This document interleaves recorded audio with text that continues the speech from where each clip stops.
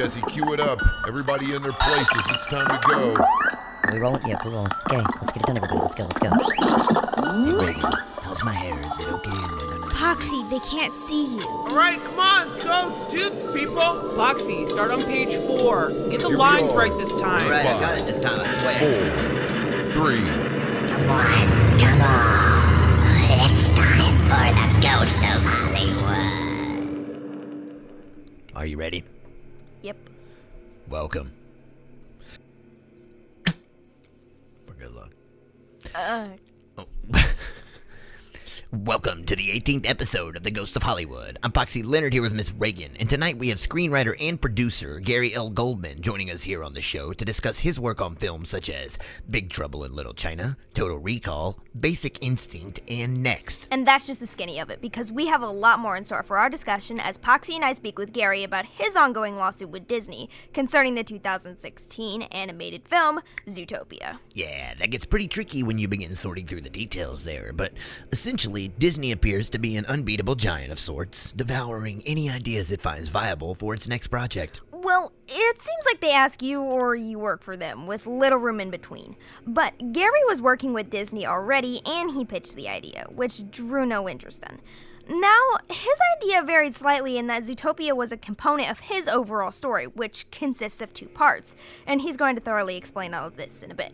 But it would be that half of the pitch that Disney would put to use years later. Yeah, but looking over the lawsuit, Disney has plausibility covered to like a frustrating degree. I mean, unless someone ironically thought up the name Zootopia with similar characters and storyline, which we both know is definitely unlikely here, then Gary definitely got hosed. And thus, the chaotic world of a screenwriter happens again. Do you realize that each time we interview a screenwriter, their stories seem like an endless battle from paper to screen? Yeah, screenwriting, especially on spec, can be a bitch, but what's different with Gary's story is that he has also had a tremendous amount of success, especially early on when he and his then writing partner, David Weinstein, were able to sell their screenplay for Big Trouble in Little China, only to see it make theaters just a short time later. And there's drama there too, with the script getting an overhaul from W.D. Richter, while Goldman and Weinstein had to seek credit through arbitration. Yeah, I'm not sure that this isn't entirely unusual, though. Screenplays are always passed around and reworked a zillion times before, the director takes it and makes an entirely different movie anyway. Like when you go off script, despite the fact that the producer has told you several times that it complicates the programming schedule. Oh, screw the producer. Yeah, you hear me over there, Jack. And when are you gonna get on board with my improvisational destruction, Ragan? I actually like my job, Poxy. I saw what happened to you and War Pig back in the early days. I'm good. Oh, the old War Pig. I hope you're well out there, my friend. I did speak with him a few weeks ago, and he was riding his hog across the Arizona desert and working in a butcher shop. It sounds like War Pig. Anyway, it's time for a quick break. But don't go anywhere, because when we return, Gary L. Goldman will be joining us to talk shop about his career. I'm Miss Ragan here with Poxy and Leonard. And you're listening to the worst in cult, trash, and cinema. This is The Ghost of Hollywood. Can't get enough of The Ghost of Hollywood? Check out our entire first season, now streaming wherever you choose to listen to your podcast. And don't forget to like and subscribe. While you're at it, check out our website at theghostofhollywood.com so that we can keep you up to date on all the latest with The Ghost of Hollywood. Welcome back to The Ghost of Hollywood. I'm Poxy Leonard with Miss Ragan, and joining us here on the show tonight is producer and screenwriter Gary L. Goldman, well known for developing the original screenplay for Big Trouble in Little China with his then writing partner David Weinstein, and the finalized screenplay for Paul Verhoeven's 1990 sci-fi classic Total Recall. Gary has also been a contributor to the writing and or development of various projects, including, but not limited to, movies such as Basic Instinct, Minority Report, Navy SEALs, Watchmen, and X-Men. Following his work on Total Recall, he would champion a great deal of his screenwriting efforts towards adapting the works of novelist Philip K. Dick, bringing his work Golden Man to the screen under the title Next, starring Nicolas Cage. All of that said, I'd like to welcome you to the show tonight, Gary. Thanks for joining us. Thanks, Poxy. All right, so let's take it to the late 1970s for a moment. You're a graduate student at UCLA and cross paths with the French director, Louis Malle, which would lead to your work on the film, Pretty Baby.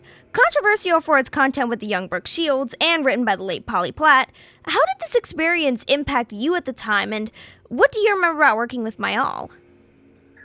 Well, this was a dream come true for me. I was a kid. I graduated college. It was my first semester at UCLA in graduate school I was in the film directing program. I managed to. I found out at the time I was really an effete intellectual snob, very literary. I had an English degree. I wanted to make European, American movies that were like European art movies. And so Louis Malle was one of my heroes. Right. He was a great French director. And I heard, and also I'm from New Orleans. So I heard that he was interested in making a movie about the early days of jazz in New Orleans. And I had actually done research the previous summer for, the idea of doing a movie on the early days of jazz in New Orleans. So I basically took a deep breath and I managed to get in touch with him. And it was one of the great experiences of my life. I mean, Louis Malle was a brilliant man. He made great movies. He's a writer and a director. He was always trying to do controversial work. He dared to do the kinds of movies that other people, no one else would touch. Murmur of the Heart was about a boy who ended up getting initiated into sex by his mother. I mean, he really wasn't afraid of controversial content, And so, but in any case, he made great art out of it. So I met with Louis, and I actually started by asking him to do the voice of Degas in my documentary on Degas in New Orleans. Okay. And from there, I helped him with the research on Pretty Baby. And when they finally got the green light from Paramount, he asked me to be his assistant on the picture. And it was an amazing experience. Louis was he came from a very wealthy French family. He was educated. He was suave. He was also very kind and nice. He had a great, he went out every night to nightclubs. He had beautiful girlfriends and lovers. He had affairs with all the stars of his movies. I wanted to be just like him. And, and all, so it was great. And so, one of the things that I learned is that, and what I also found most of the locations for the movie, that was one of the things that I was able to contribute. And, but one of the things I learned is that it's very hard to learn how to direct from watching a director direct on the set. I mean, in a sense, it's all in his head and he's just telling people what to do. So directing actually is, it's more of a mystery. And I learned how to conduct myself on a set. I learned how movies are made. But in terms of actually, learning how to direct, it was like, okay, I saw the script and then I saw what he did and I saw it on screen. And in a sense, I had to put it together in my head. And what I learned from him was really that it really is about the vision in your head. It's there aren't any real tricks to it in a sense. You just have to trust yourself that the way you see it, the way that you really want to see it, the way you want to show it, is the thing that's what you have to offer, and you just do it. So maybe that sounds a little, unconstructive or anti-intellectual, but it was interesting that I had a great experience working with him. But part of what I learned was how difficult, how hard it is to quantify what directing really is. Now, you mentioned, so how does this factor in later when you begin writing as far as being able to capture the director's vision when they direct in that format? Well, I actually never wanted to be a screenwriter or a producer. I always wanted to be a writer-director. And really at every point in my career, when I basically had accumulated a little momentum or political capital, I tried to get back into directing. It's just that I was never able to do it. I know. And so you kept getting coerced out of it every time, is what it sounds like as history goes. Yeah, a little bit. And so I really felt like it's, for me, the writing and the directing was one thing. And you just try and put on paper what it is that you want to see on screen. And the directing is simply doing the same.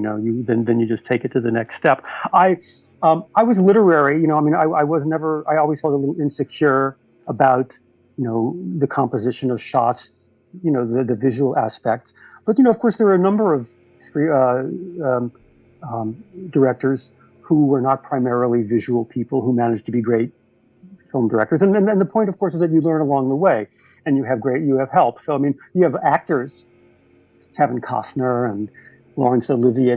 They're actors. They're not visual people per se, but when it comes time to direct, they get a great cinematographer and a great production designer, and they do it. And some of these movies are extremely beautiful. In fact, it's not the vision doesn't always really come directly from the director. Sometimes, the director contributes a sensibility. Now, I know this is like deviating for a second, but you did write a little bit on Waterworld in earlier drafts of it, didn't you? So you actually have some hands-on experience with Costner to this degree, don't you?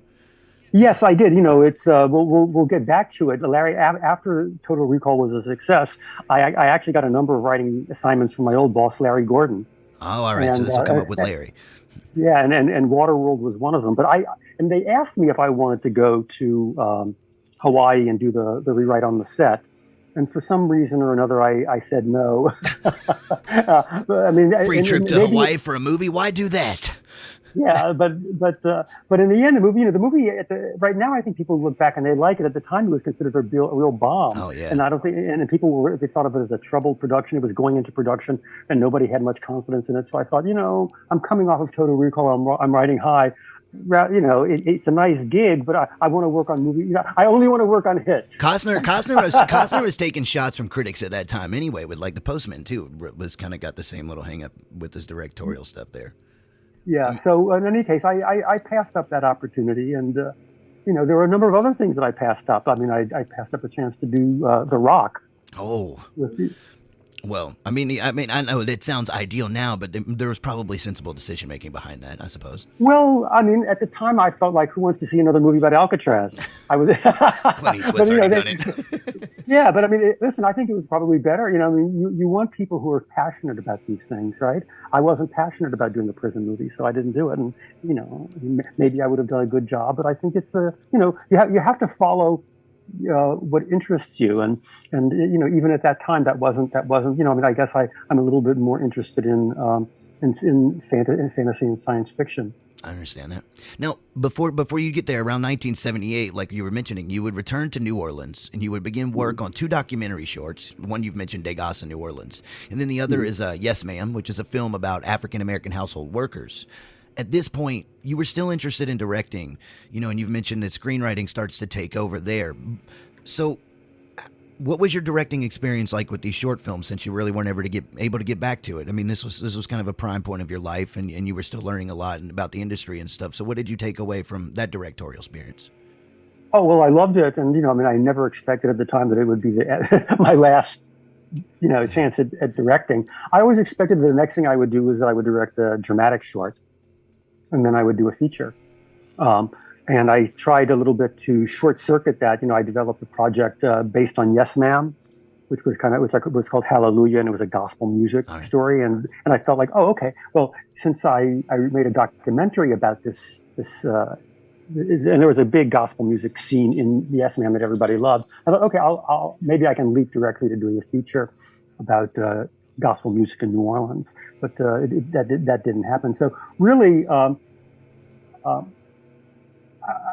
again, documentary is different. It doesn't require, you don't have a chance to set up the shots. So I think I probably, because of that, I kept with me a little bit of insecurity about, the visual aspect of filmmaking.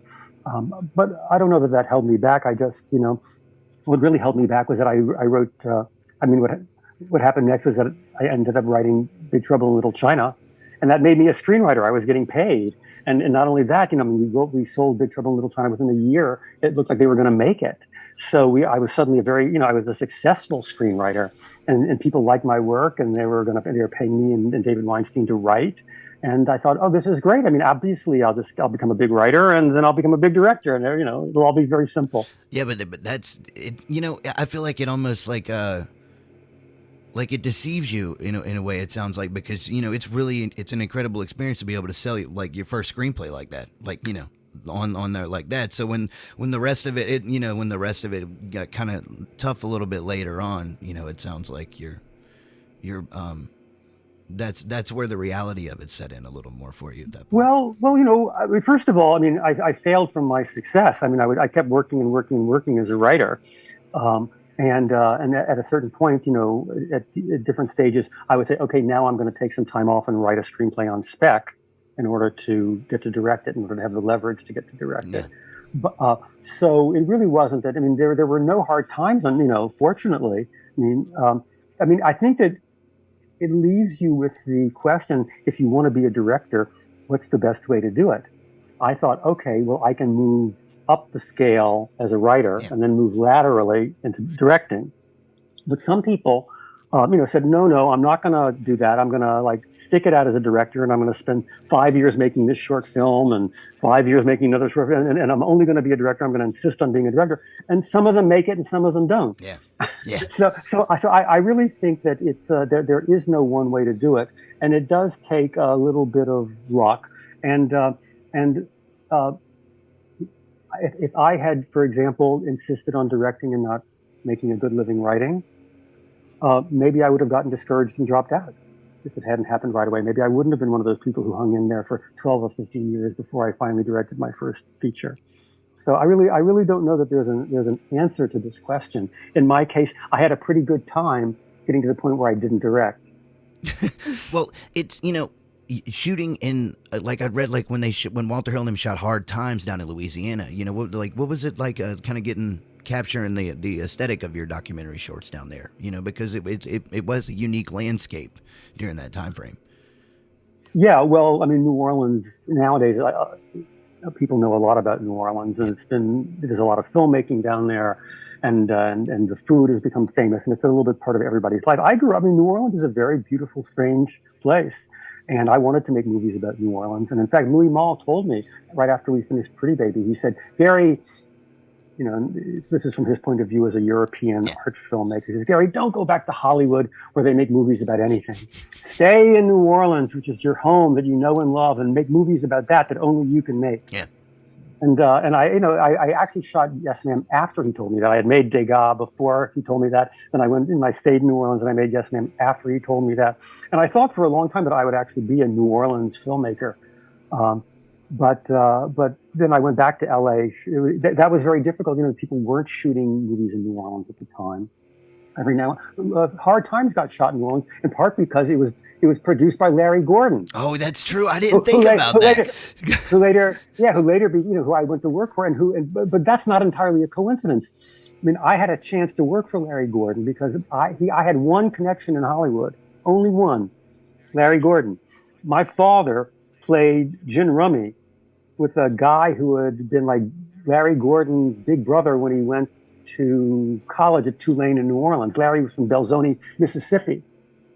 And so through that, I had a connection to Larry. That got me in the door. Larry gave me a job as a beginning development executive.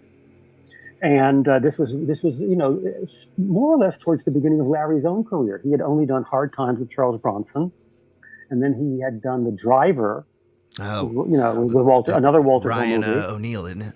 Yeah. And then he had done a third movie. I forgot which one it was. The Warriors, I think. Was it that, or he didn't produce? What was it? Milius' Dillinger, did he? No. Okay. All right. Anyway.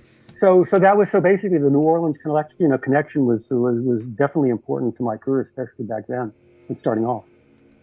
Well, so in an interview with Jason Kornick in 2002, you said that your work there was a real education at Paramount. Revisiting this thought, about 40 years later, what do you find most significant about your time at Paramount? Well, I went into Paramount as a little babe in the woods, and what I knew about movies was from watching them, sitting down in the movie theater in the dark and watching them, to me, and I actually wasn't even that interested in Hollywood movies. Like I said, I liked European art movies at that time. Fellini, Ingmar Bergman, Truffaut, Louis Malle. So I went to work at the studio, thinking like, okay, well, I guess I better learn about this. And first of all, to me, the movie, I learned the business. Larry was a big producer. I was on a set. I mean, there were executives. There were cutthroat businessmen. There were people, there were agents. There were managers. There were, there were the people who were in charge of production at the studio lot. It was a completely different experience than watching a movie. And so this was the total education. Also, in between the two, I had actually learned. I had started off thinking, okay, movies are art. You sit in a room, and then you attach a machine to your head, and you project your head onto the screen, and that's a movie. You project the inside of your head onto the screen. And then I found out that there was this little thing called distribution. I thought, well, distribution, these are just businessmen. What are they? But distribution is how the money comes into the movie business. Yeah. I was just interested in how to spend that money making the movie. But you can't spend the money making the movie until the money comes in from the movie before yours. Yeah. That's gonna pay for your movie. So I had to learn about distribution. And then, when I went to Paramount, I learned everything. Larry was a consummate producer. He had been a studio executive with, I guess, not Samuel Z. Samuel Z. Arkoff, and he was a tough guy, and he knew every part of the business, and he was incredibly smart. And I went in thinking, oh yeah, I learned that there are pecking orders, that Larry talks to the person on his level, and Joel Silver, who's in between me, he talks to the guys on his level, and I talk to the pipsqueaks down on my level. And and you're not supposed to talk to people who are above you on the pecking order, but if you do and you actually get away with it, then suddenly they love that, and then you jump up to the next level. But if you talk to somebody who's above you on the pecking order and you get caught and it doesn't result in anything, then you get punished. So your audacity is a constant gambling card with this hierarchy, basically. Oh yeah, I mean they want you to break all the rules and be someone who can't be stopped. But you better succeed. Makes sense. It makes sense. Well, why did Larry let you go when you were working together for Paramount, and how did this complicate the situation? When you would start working with the script at Big Trouble in Little China? Okay. Well, I mean, first of all, Larry did me a great big favor by hiring me, and it's not like marriage for life. So he gave me, I worked for him for a couple of years and learned a lot. And I think that after that time, you kind of get, Larry has had a number of people who worked for him for a long time. Joel Silver worked for him for a long time. Scott Rudin, who became a giant producer, worked for him for a long time. Lloyd Levin. Oh, really? I did not know that. Yeah, Lloyd Levin worked for Larry for a long time, maybe over 10 years. But, I think there was some real chemistry there. And there wasn't real chemistry, creative chemistry, or, between Larry and me. I was still too much of an intellectual. And I wanted to, I think that, I fully think that it was a perfectly fine thing. We didn't click. It was time. It's like the relationship isn't going anywhere. So it's not that it went sour. It just, okay, we've been dating for 2 years. It's not going anywhere. It's time to move on. It just went flat. That's what it sounds like more than anything. Just get bored, ready to do some other things. Yeah. Yeah. So, and then what happened after that, of course, I was quite, I didn't take it quite so well at the time. But so it was abrupt then. So.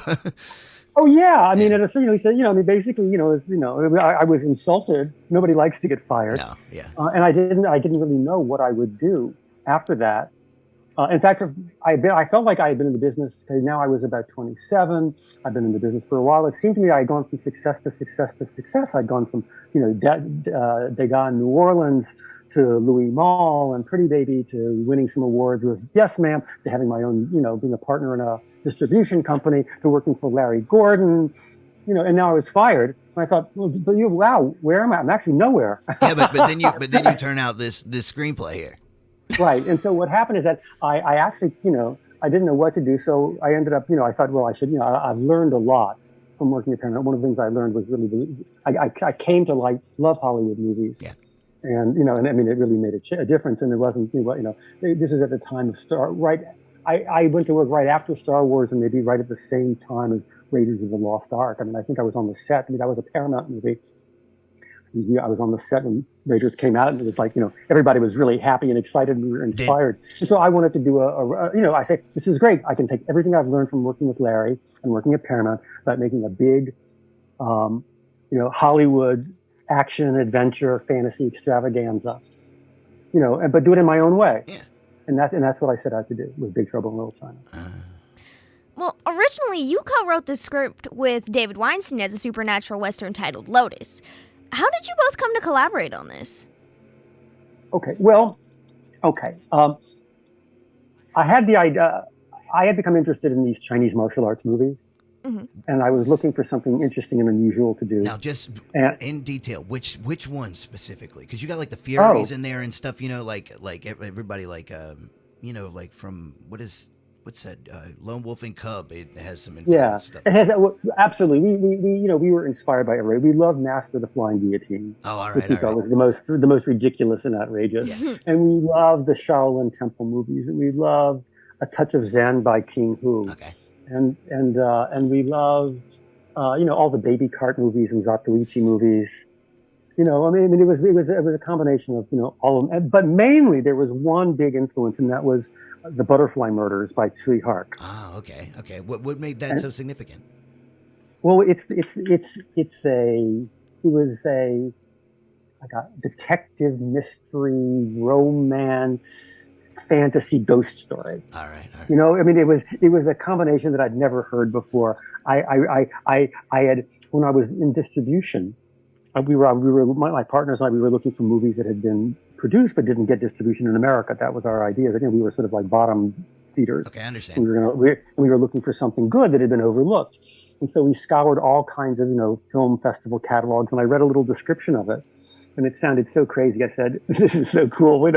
I would love to see this." And then a year or so later, I was at the Cannes Film Festival, and I saw that this movie was being shown in some little backstreet, not as part of the festival, but just as part of the market. And I went to see it, and it was everything that I hoped it would be. Yeah. And I thought, wow, if you could take a movie like this and give it, Hollywood production values and a kind of a Hollywood type story, because Chinese storytelling is often a little bit in all sorts of directions, but what I had learned from working on screenplays in Hollywood, and they sort of give it what you expect from a Hollywood movie in terms of character development. This would be incredible. People would love this. And so I set out to try and do something like that. And then I started talking to my friend David about it. He was an aspiring screenwriter. We had never worked together. We just started talking about, I had been fired. I needed to write a screenplay. I didn't think of myself really. I was afraid to write a screenplay on my own because I hadn't really studied screenwriting. Yeah, I understand. And so we just decided to write this together. And we put together this idea with, okay, so you want to do a Chinese weird fantasy martial arts, and we felt like we couldn't do it contemporary because that would be too silly. It had to be a period picture, Understandable. And so we thought, okay, well, let's maybe a Western, because that's what period does Hollywood make movies about? They made Westerns. And then we thought about the idea that we both knew about the Tong Wars in San Francisco's Chinatown at the turn of the century, which were real events, where, there were gang wars in Chinatown. They were called hatchet men. Yeah. They had, they would fight each other with like little small handled hatchets in the street. We thought, okay, the Tong Wars, it's real and nobody's ever done it yet. And so we had two things that people had never done before. We had, a Tsui Hark kind of Butterfly Murders, kitchen sink mashup, but very beautiful.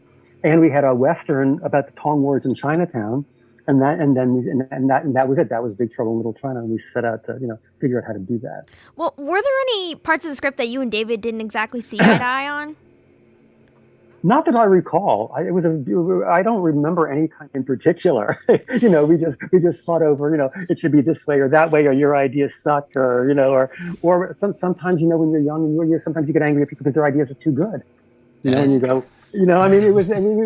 So we fought, but not over. I don't think there was any. I don't remember. Maybe there's an article somewhere where he said something about it, but I don't recall really disagreeing with him on anything major about the screenplay. There was nothing that like had been read about or anything of that nature. I think that's why we were curious about it, because the script has so much going on that to be able to see eye to eye on a lot of that stuff is a pretty unique thing. Well, one of the things that, first of all, like you say, it came. We had before we started writing, we went to see 100 movies. We watched 100 movies together. Yeah. And then we read all sorts of Chinese folk tales and fairy tales and ghost stories. And we watched Westerns together. And we read, Louis L'Amour. We read, a lot of, Western novels. We watched old Westerns as well as new Westerns. So, we were getting close. We had a lot of time to get in sync. And then before we wrote the screenplay, we wrote a kind of novella, that we worked out the whole thing in great detail. And so by the time we sat down to actually writing the screenplay, we would just say, okay, what are the next two scenes? And then we would talk about both of those two scenes together. And then one of us would take one scene and one of us would take the other to write a first draft. And then we would exchange and then we would hammer it out and then we would go on to the next two scenes. And go ahead, I'm sorry. Yeah, and that's how we went through the whole screenplay. Now, so Paul Monash eventually buys it, right? Is that when you eventually sell Yeah, it? yeah. I mean, I was in a really good position. Having worked for Larry Gordon at Paramount for 2 years in development and production, I knew a lot of agents. So I went to one of the agents I had a good relationship with, and he agreed. He liked the screenplay, and he wanted to represent us. He said, "There's only one thing I don't like about the screenplay." He said, "It's the title. Come up with a new title." So the original title was Lotus, which was the name of the Meow, the girl with green eyes, the Chinese girl. So we called her Lotus. And he said, and then David and I went off and we brainstormed and we came up with Big Trouble in Little China. At some point in the process, 20th Century Fox asked for a rewrite, which completely overhauls the original script. Taking it from a supernatural Western, as you were discussing, into the warring tribes set in modern-day San Francisco. Now, when W.D. Richter was brought in to finalize the screenplay, how much of a voice did you and David have in protesting the changes that were being made to the story? Well, we forced ourselves in and lodged a complaint. First of all, the way it works is that, okay, so we sold the screenplay to Paul Monash, who was a major producer. He had done some of the biggest hits of that era. He did Butch Cassidy and the Sundance Kid. He did Carrie. He had done Peyton Place on TV. So he was really a major and respected producer. So we were, there was an issue over we had a couple of producers who were interested. And Paul was one of them, and there were a couple of others. And actually, there was some disagreement between David and me over which producer to go with. Oh, okay. And that was a fairly significant disagreement. But we ended up going with Paul Monash, who, ironically, was David's connection. We knew about Paul Monash through David, but he actually didn't want to go with Paul Monash. He wanted to go with the other guy. All right. So, but the guy he wanted to go with was David Field, who was a producer, an executive at 20th Century Fox, who had been the producer of, what was it called? The Michael Cimino Western Heaven's Gate. Oh yeah, that movie was a disaster though. It almost killed the studio, and it was one of the biggest flops of all time. Yeah. But David Field was a very intelligent person with good taste, but he really liked our work, and I think he wanted to do it much more the way we wrote it. But we were afraid. I was afraid. Wow, we have Paul Monash who's coming off of, historically great movies, and we have this guy who is coming off of a historically big bomb. Yeah. And so we went with Paul Monash, who was also teamed with Keith Darish, who had just come off of Sophie's Choice, which was a very prestigious movie. And so it seemed like a good decision at the time. And we did a rewrite or two for Paul Monash. And it was, and eventually it ended up and it wasn't set up at at a studio. And then what happened was that Larry Gordon went from being an independent producer at Paramount to getting the job of president and head of production at 20th Century Fox. Yeah. And so there at 20th Century Fox, his development guy, who at the time was Lloyd Levin, no, it was Scott Rudin, had read Big Trouble in Little China and liked it and brought our screenplay into Larry Gordon, now not as a producer, but as the president of 20th Century Fox. And in addition to that, this was, I don't know. I mean, this was still in a period when Larry had fired me, and I guess the feelings weren't so great. Yeah. So he's going to make Big Trouble in Little China. So he sends it to Walter Hill, which was perfect because Walter Hill had done Warriors and he had done Westerns, and it was absolutely the perfect. It was like nothing could be better. But Walter said he didn't want to do it because he didn't do fantasy, at least at the time. And so then a movie came out. There hadn't been a big budget Hollywood Western for a while. Yeah. And then finally there was one, and it was called Silverado. And it was written and directed by Larry Kasdan, who was the screenwriter of Raiders of the Lost Ark. Yeah. And he had, basically that was the case, right? See, you do a big hit like Raiders of the Lost Ark, then you get a chance to direct your screenplay, which is kind of, that was the path I was hoping to follow. Yeah. So Larry Kasdan gets a chance to do his big budget Western with Kevin Costner. And what happens? It's a bomb. And so now Hollywood hasn't made, decided that Westerns were box office poison. They hadn't made hadn't made Westerns for 10 years. We thought, hey, it's time for a Western again. Larry Kasdan thinks it's time for a Western again. He makes a big Western, and it's a bomb. And so now people go, no, Westerns are Hollywood poison. We're not going to make Big Trouble in Little China as a Western. Ah.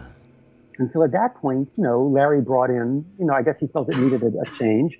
David and I were still novice writers, Also, you don't need a reason in Hollywood to bring on a new writer. I mean, bringing on a new writer is the norm. Sticking with the old writer is kind of an exception. And in particular, you're trying to add luster to the project. So if you have an unknown, David and I were unknown writers at the time. We were, this is our first screenplay. So he thought, if I can bring on a name writer, then when I go to sell it, I can say, oh yeah, and I've got a screenplay by W.D. Richter, who had done a lot of movies and was a very successful and well-known screenwriter at the time. So Larry brings in Richter, and apparently Richter had the idea to make it contemporary. So that's where it changes. Now, you tried to reach out to Richter at some point at that time, right? Well, David was saying, David and I were in different situations. Okay.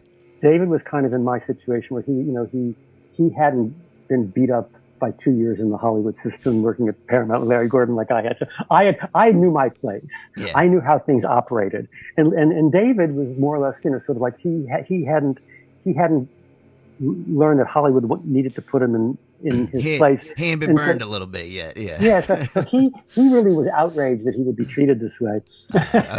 Okay. And he tried to talk Richter. I understand. I think I only found this out years later when he admitted to it. It was like in an article, and then I said, David, did you do that? He said, oh yeah, I did. And so he called Richter to try and talk him out of taking the job.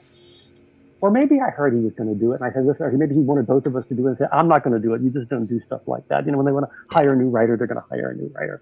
And so they hired a new writer, and so we had our chance to lodge our protest.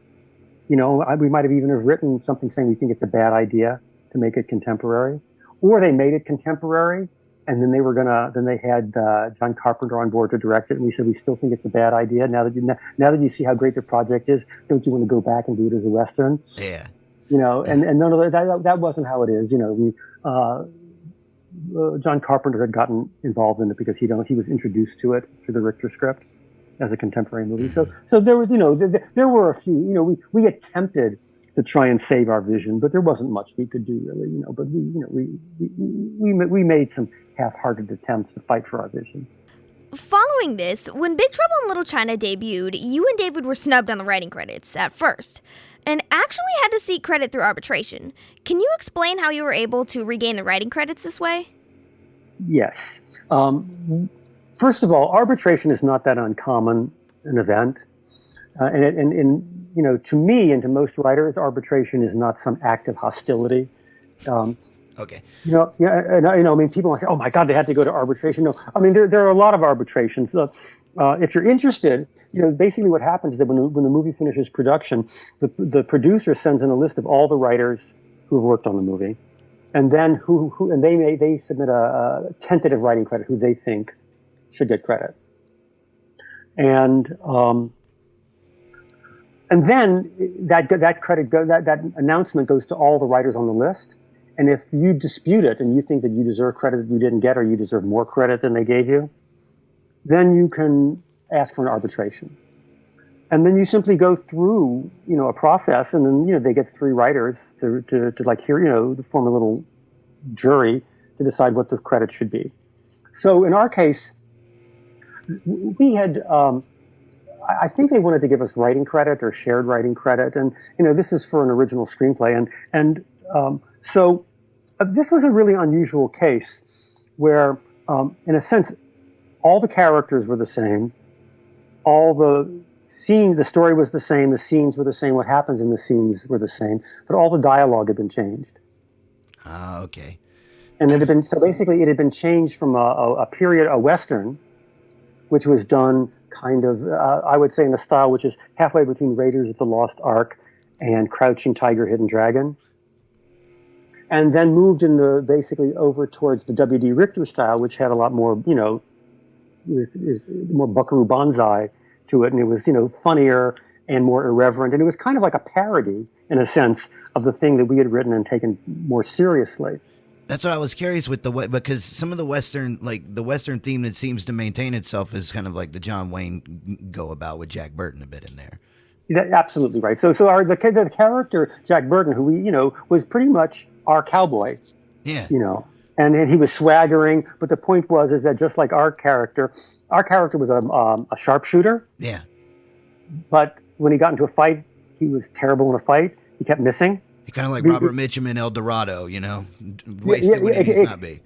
Except that in this case, it was because he said, well, he says, I never was no good at shooting people. He's good at shooting targets. Yeah. So the idea is, he's a big blowhard. He says he's the greatest shot, but he's only a good shot when it doesn't count. Yeah. I mean, not when John Wayne gets down to business, which is like, got to shoot the people. He can't do it. And this is where the sidekick becomes, who's the Chinese guy, actually becomes the hero because he's a great swordsman, and so he ends up the cowboy character who's the American who's supposed to be the hero actually is sort of standing on the side, not doing very much, while the sidekick is now taking over the show. So they kept that. Yeah, I love it. Like when the scene, there's one where the rock hits him in the head. Then there's the other one when he comes in after dude's kicked everybody's ass and he's got the gun and the sword. He's like, I'm here, and he's like, where you been?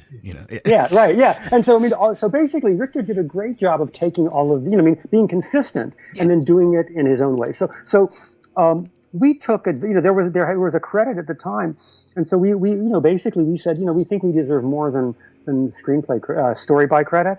All right, makes sense. And so we had an arbitration, and they felt that because the adaptation credit is about if you make one big change, even if it affects the whole screenplay, but it's basically one change, then you can get an adaptation. So they gave him the credit for adapting it from a Western into a contemporary movie. All right. Well, no. But that's how it happened, Well, it doesn't sound like it was. I mean, it just sounds more like a formal process, kind of going through the motions of all of that. I mean, we were very upset at the time. Don't get me wrong. I mean, we were young, and we felt that we had created something very original, which of course is true. I mean, it was very original. Yeah. It's unique. And so we felt like, I mean, we deserve, this is, we don't want to share any more of this credit than we have to. We looked at a blank page and invented this thing. That's true. And it's such a wild story. So it's amazing the way that it did turn out. And I know that was kind of Carpenter's studio shot right there, right? And he didn't go over well for him at the time, did it? I mean, there was a real story there. What happened is that I have a friend, Dennis Feldman. Okay. And Dennis Feldman is a screenwriter, producer. He did Golden Child. All right. Oh, all right. Eddie Murphy, right? Yeah, and he did Species. Ooh. And we were trading. He wrote a screenplay called The Buddha of Brandenburg, which was about a samurai in medieval Europe. And then I wrote Big Trouble in Little China, which was about a Chinese swordsman in the Old West. Yeah. And then he wrote The Golden Man, which was about like Eddie Murphy in Tibet. And so and what it looked like, we were sort of neck and neck as whose movie was going to get made first. And 20th Century Fox hired John Carpenter to do Big Trouble in Little China, and then Paramount offered him Golden Child, and he decided he wanted to swap and jump ship and go to Golden Child. And the Paramount said, no, we've got you, and you're going to make this movie for us. You're not going to make the movie for the competition. Yeah. And so that's what happened is, the movie, Paramount was very excited about the movie. Barry Diller loved it. Larry Gordon was the head of production and president. Barry Diller was the chairman of the board. Barry Diller loved it so much he wanted to shoot the movie and the sequel simultaneously. Oh, wow. Okay. But when the movie came out, it wasn't a hit. And in part it was because, I mean, the movie is what it is, and it's found its audience, and it's wonderful as it is. We at the time we felt that we had hit the sweet spot, and that it was much more like Raiders, and it wasn't. If you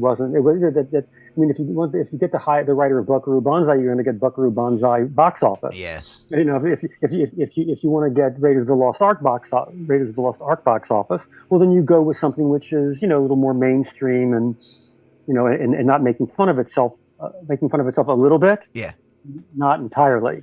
I mean, and so it's possible that the reason that it didn't do well is that it had that the tone at the time was not it wasn't that it was off to the side, and so I think that that's everything has to do with, catching things at the right moment. I mean, right now the movie is famous and beloved for being what it is. Yeah. But I do think that the reason it wasn't successful at the time was that it was a little bit too much of a spoof, and it wasn't really aiming for that mainstream, taking itself semi-seriously.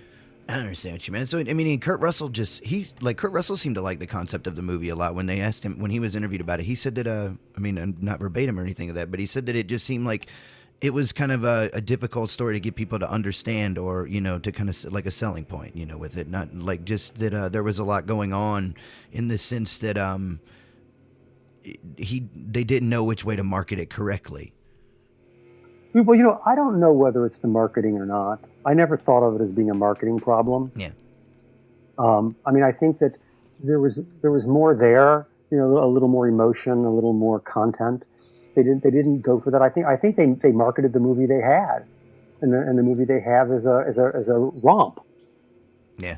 That's what it is, and people and also you have to understand. I mean, there's no reason why that movie. I mean, the movie, people liked it because it was stunningly original. Yeah. And the people, they wanted to make it, but I mean, it wasn't mainstream. I mean, we struggled to make it mainstream at the same time. Well, I think what's unique about it is that I mean, at least this is anecdotal, but in my personal experience, it younger, and seeing it as a younger kid in America, it kind of introduces you to the concept of some of these films and these foreign films. Yeah. And it makes you interested in kind of going to visit that, whether or not you see it as a spoof or an action film or however the adaptation is perceived, it still leads you to be curious to kind of visit a section of cinema that you may not otherwise get to, Yeah. Well, everybody now knows about these movies, yes. right? I mean, Jackie Chan is a star in America, and Jet Li, and Ang Lee did Crouching Tiger, Hidden Dragon, which was a big hit. I mean, so we were before that, yeah, and so so really we were asking people to take to introduce themselves to 2 or 3 new things at the same time, and it might have just been too much at the time. And in any case, like I say, we tried very much to bring it to take. We had wild ideas, but we kept trying to bring them back into Raiders. We kept trying to always bring the ideas back into something mainstream that, rather, that it wasn't, like I say, a little bit of a joke. Like, I mean, you see Raiders makes a little bit of fun of itself, but not nearly as much as Jack Burton makes fun of himself. That's more or less a parody of itself. And so I think that's what people who like the movie like that about it. Oh, well, like, look, as a former long haul trucker, like, this is Jack. Oh yes, I hauling freight long haul with FedEx Ground over the Cascades, Idaho, and this is Jack Burton here. He was a legend. He is a legend out there to many of us. So I know I'm being funny, but I'm serious. I have driven long haul, and Jack Burton and the whole CB stuff. That's classic. Right. Well, you see, that's Richter. Richter added all that. Yeah. Richter was trying to take the cowboy and find a modern equivalent. Yeah. What's the modern equivalent of a cowboy? And at that time, a Freightliner. I mean, the guy who's got personality and he's on his own and he's traveling across the West, and that's a trucker. So I think that was a pretty good idea if you're going to make it contemporary. Oh, by the way, that's the other part, is that you see, if you're going to do it contemporary, it's very hard to do it seriously. Yeah. I don't know if you could have done our mainstream version contemporary. You could do our mainstream version, like Raiders of the Lost Ark. It's in the 1930s. You can believe in fantasy if it's sometime in the past. But at the time when you're trying to make people believe that the fantasy is happening right here and now, very hard to do. And so the idea was to make a kind of a spoof and a joke out of it. And in other words, the same things are happening on the screen, but we're not expecting you to take it that seriously. It makes sense. I understand. And so there were those were the challenges of trying to bring Big Trouble in Little China to the screen. And honestly, like I say, a lot of the issues were not personal at all. It had to do with the fact that it was always a long shot to get a Western made, that we thought that there might be a chance to get a Western made, that we heard that they were, and then when they finally did make a Western, it was a bomb. And so they were afraid to make a Western, so they had to make it contemporary. And if you have to make it contemporary, then you kind of have to make it jokey, because people can't they don't have the suspension of disbelief to take Lopan seriously in the present day. And so everything was adjusted for those big decisions. Like, we really like this movie. We want to make it. We think people are going to dig this, but we're afraid to make it as a Western. So we're going to do it as contemporary. And if we're going to do it contemporary, then we have to do it this way. Makes sense. Well, turning to Total Recall now. You've mentioned previously that you initially drew interest from director Paul Verhoeven after he read your script from Warner Brothers entitled Warrior. Now, Crusader comes up somewhere in this as well, doesn't it? That's later. Okay, all right, so that's later. Now that's after Total Recall. Okay, so now when De Laurentiis, who originally kind of had control of this project early on, would file for bankruptcy, and then Schwarzenegger would quickly reinvigorate the project for himself, and then it was Verhoeven that he sought to direct it. Now, in turn, you were tasked with the final screenplay for the film. What links did you have to go to in order to doctor the screenplay around Arnold's strengths, both as an actor and as a physical protagonist, as he was, now in the lead of the project? Good question. Well, there was a lot of work to do because, first of all, the project up until that time had not really been about an action hero. And it wasn't really, I shouldn't say that. It wasn't about being cast with an action star. Just the opposite. The people who were considered, who were cast in it were people like Richard Dreyfuss. Oh, okay. So he was supposed to be like a little smarter initially, like the character was kind of... Yeah, the idea was that, the idea was that you think he's a milquetoast, you think he's not at all an action person, and then suddenly out of nowhere he goes and he kills a bunch of people with his bare hands as an expert fighter, and he goes, huh? How did I do that? Yeah. And so in a sense, that's one of the very big moments of the original screenplay. And we were going to lose that. It was never going to be as impactful because, of course, who's going to believe that Arnold's a milquetoast, and who's going to be surprised when Arnold kills a few people with his bare hands? Like, yeah, of course. What do you expect? Yeah. So we had to work really hard to establish that Arnold was not the Arnold you knew. That Arnold was a construction worker and he was disappointed with his life, and his life hadn't worked out the way he wanted it to. And he had, and that somehow or another he felt that he was meant for something, but somehow or another he'd been stuck in this little job, and how could it be? And he was really disappointed with himself. And then, and that was more the transition, is that, and that he was peaceful and nice and then when he ends up killing the people. By the way, also, I think it's one of his best performances, and he does a really good job. And if you see the remake, with Colin Farrell, I have actually not seen the remake. I won't lie. Well, okay. Well, first of all, Colin Farrell is a really fine actor, and by and large, he's a better actor than Arnold. Arnold's a bigger star, but Colin Farrell was a more skillful actor. But I really think that Arnold was better in the part. There was something wonderful about what Arnold brought to it, and he was sort of innocent, and you really felt for him being, Arnold Schwarzenegger stuck in his little apartment with his jackhammer, and so we did that. So that was actually the hardest part. Is we had to rework the beginning up to that part to make you really sympathetic to him and find a way to make up for the fact that, of course, to sell that moment when he finds out that he's not who he thinks he is. Yeah. So that it had almost the impact of if it had been, somebody who was much smaller and not an action person. And then after that, like I said, I think that Arnold was quite, he had just enough acting chops to make you really believe that, like, what's going on here? When he says, well, if I'm not me, then who the hell am I? Yeah. He pulls off these things. And also, and so that everything else in the screenplay, my job was to tailor it for Arnold. Well, that's on the projection reel. You discussed the finesse of the Arnold one-liners and what necessitated the Arnold one-liners between you and Verhoeven when you were working this out. Right. Well, yeah. So, so Arnold, Paul, we had there are a lot of good one-liners. We actually had a few more that we didn't put in because Paul felt, that. Well, the cornflakes line that isn't Arnold, what's his name does it? That fucking kills me. Yeah.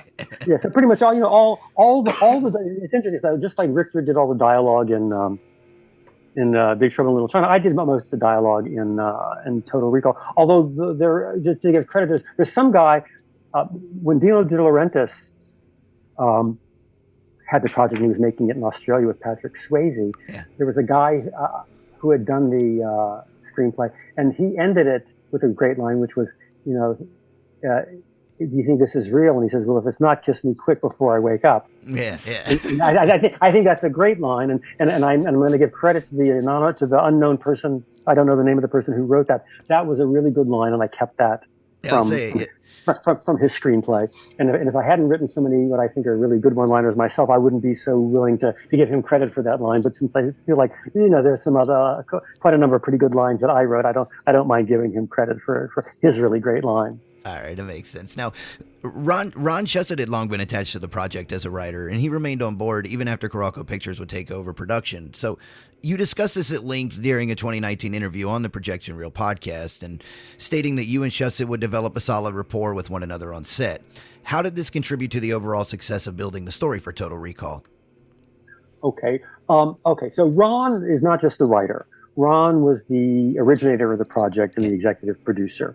And he had, Ron had worked with Dan O'Bannon on Alien and had been executive producer of Alien. Then he had been on the set during the shooting of that, and he'd had a lot to do with it. And Ron is a great guy and brilliant, and he has wonderful ideas. So he had cachet from Alien, and he was able to roll that over into Total Recall. And it was in his contract that he had to be on the set. At first, the idea is, Hollywood is a terrible place. People, nobody wants to, they're like, once you said, what do we, he created this project. What do we want him for? Yeah. Oh.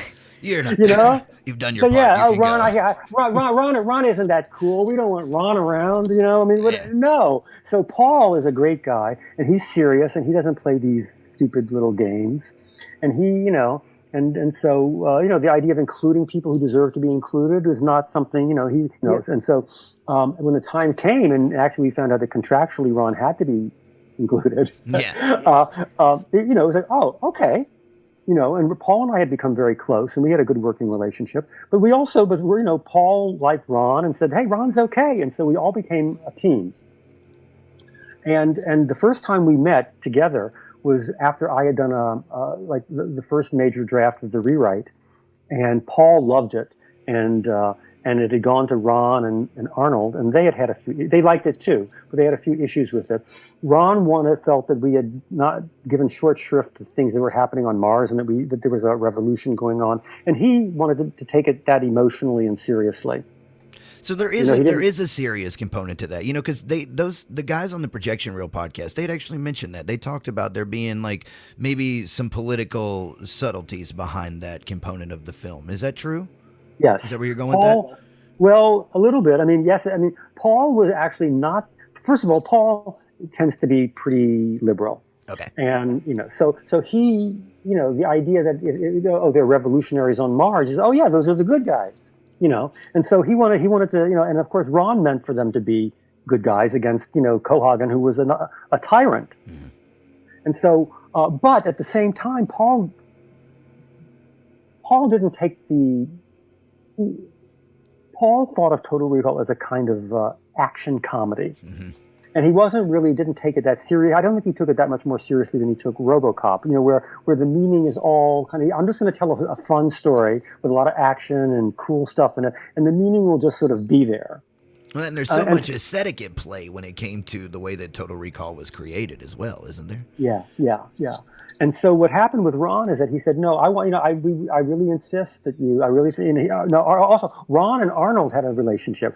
Arnold always liked Ron and trusted Ron. Basically, Arnold had known about the screenplay for a long time, right? And so his attachment was before Paul and me. So he said, yeah, Ron is the guy who wrote the thing that I originally liked. So he trusted Ron, and Ron had Arnold behind him. And so in a sense, we really had to listen. Paul is very confident, and I don't necessarily think he wanted necessarily to give in to the star. He wanted to have his vision. But I felt that actually we didn't need to have a confrontation, that actually there was a way. And right there in the room, I came up with the solution to satisfy Ron and Arnold. What was the solution? What was the solution? I got to know the solution. Well, the solution was that at a certain point,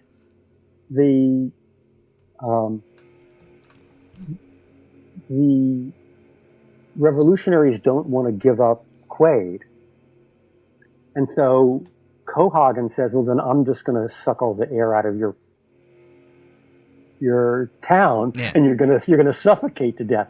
And I had the idea that there would be a gigantic ventilation fan, and you would see the fans that give ventilation and bring air, because air was a big, like Cohagen give to people air. Yeah. You know, this was, you know, the that was air. Great. Air. That was great. Yeah, air was the big thing, you know. And so the idea was he was going to cut, because he controlled the air. He had power of life and death over these people.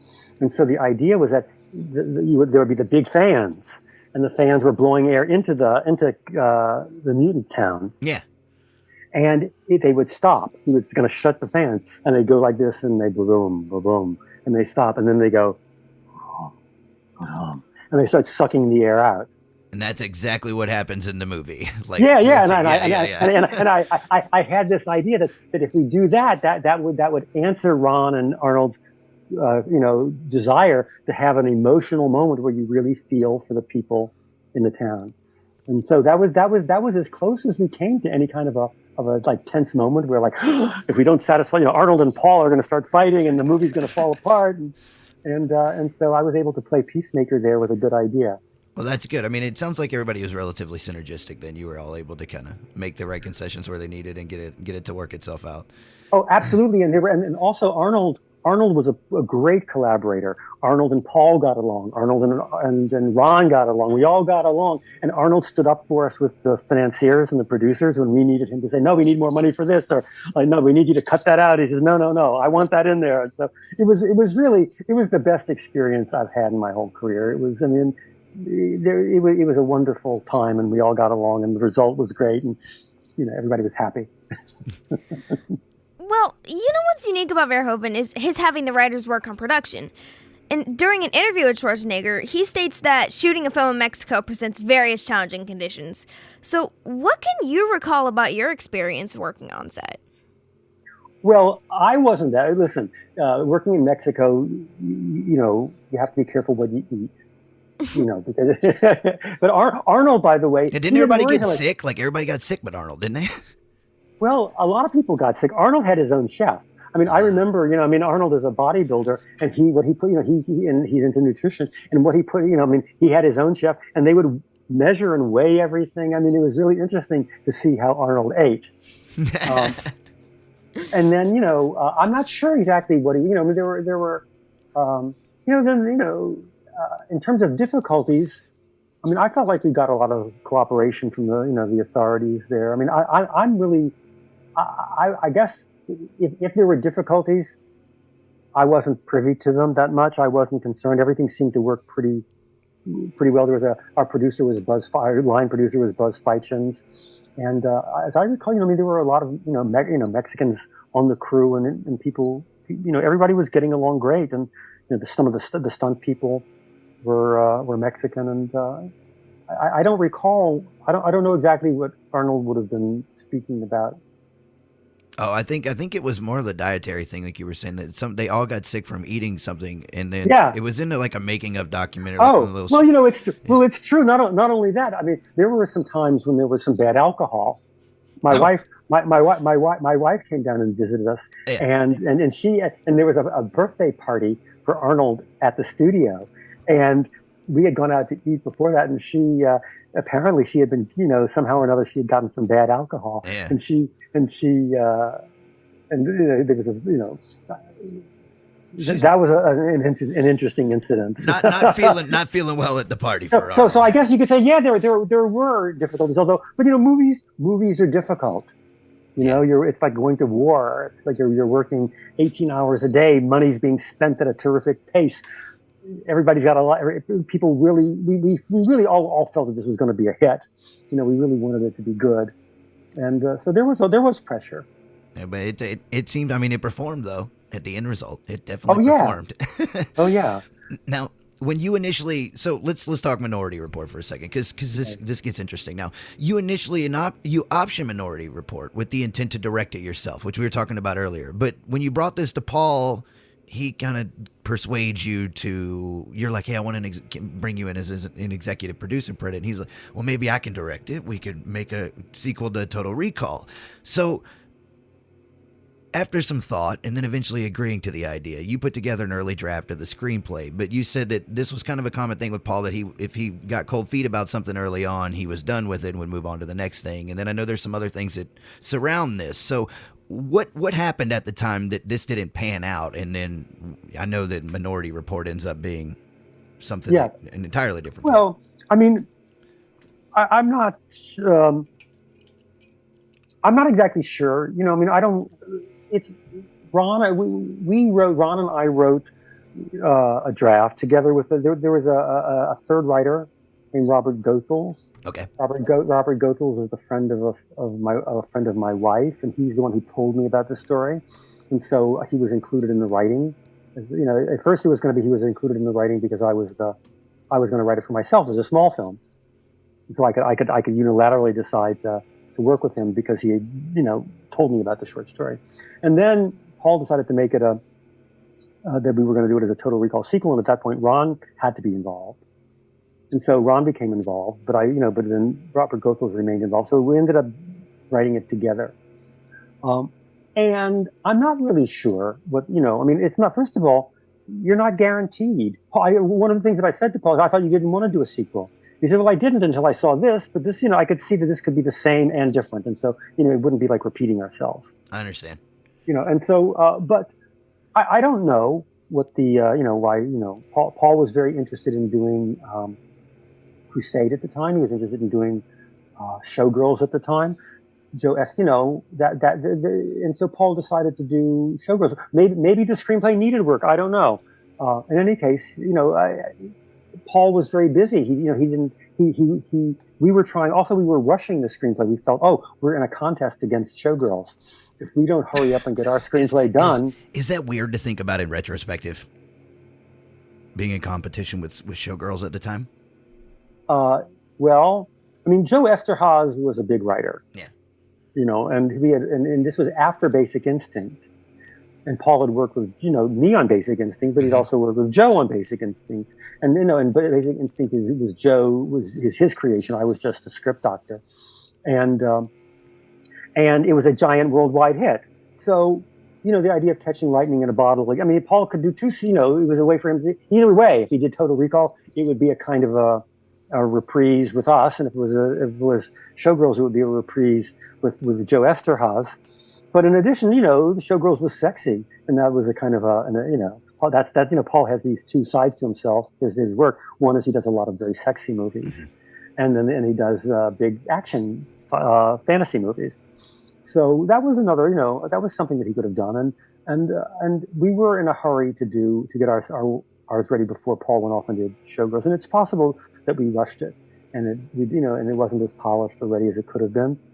We didn't really want to wait. And then Paul went off and did Showgirls. And, you know, once he does that, it's like a year or two. I mean, it's hard to get his attention back. And so really, he wasn't thinking about us. And then things happened at the time. I think really what happened to force our hand was that Carolco started to go bankrupt.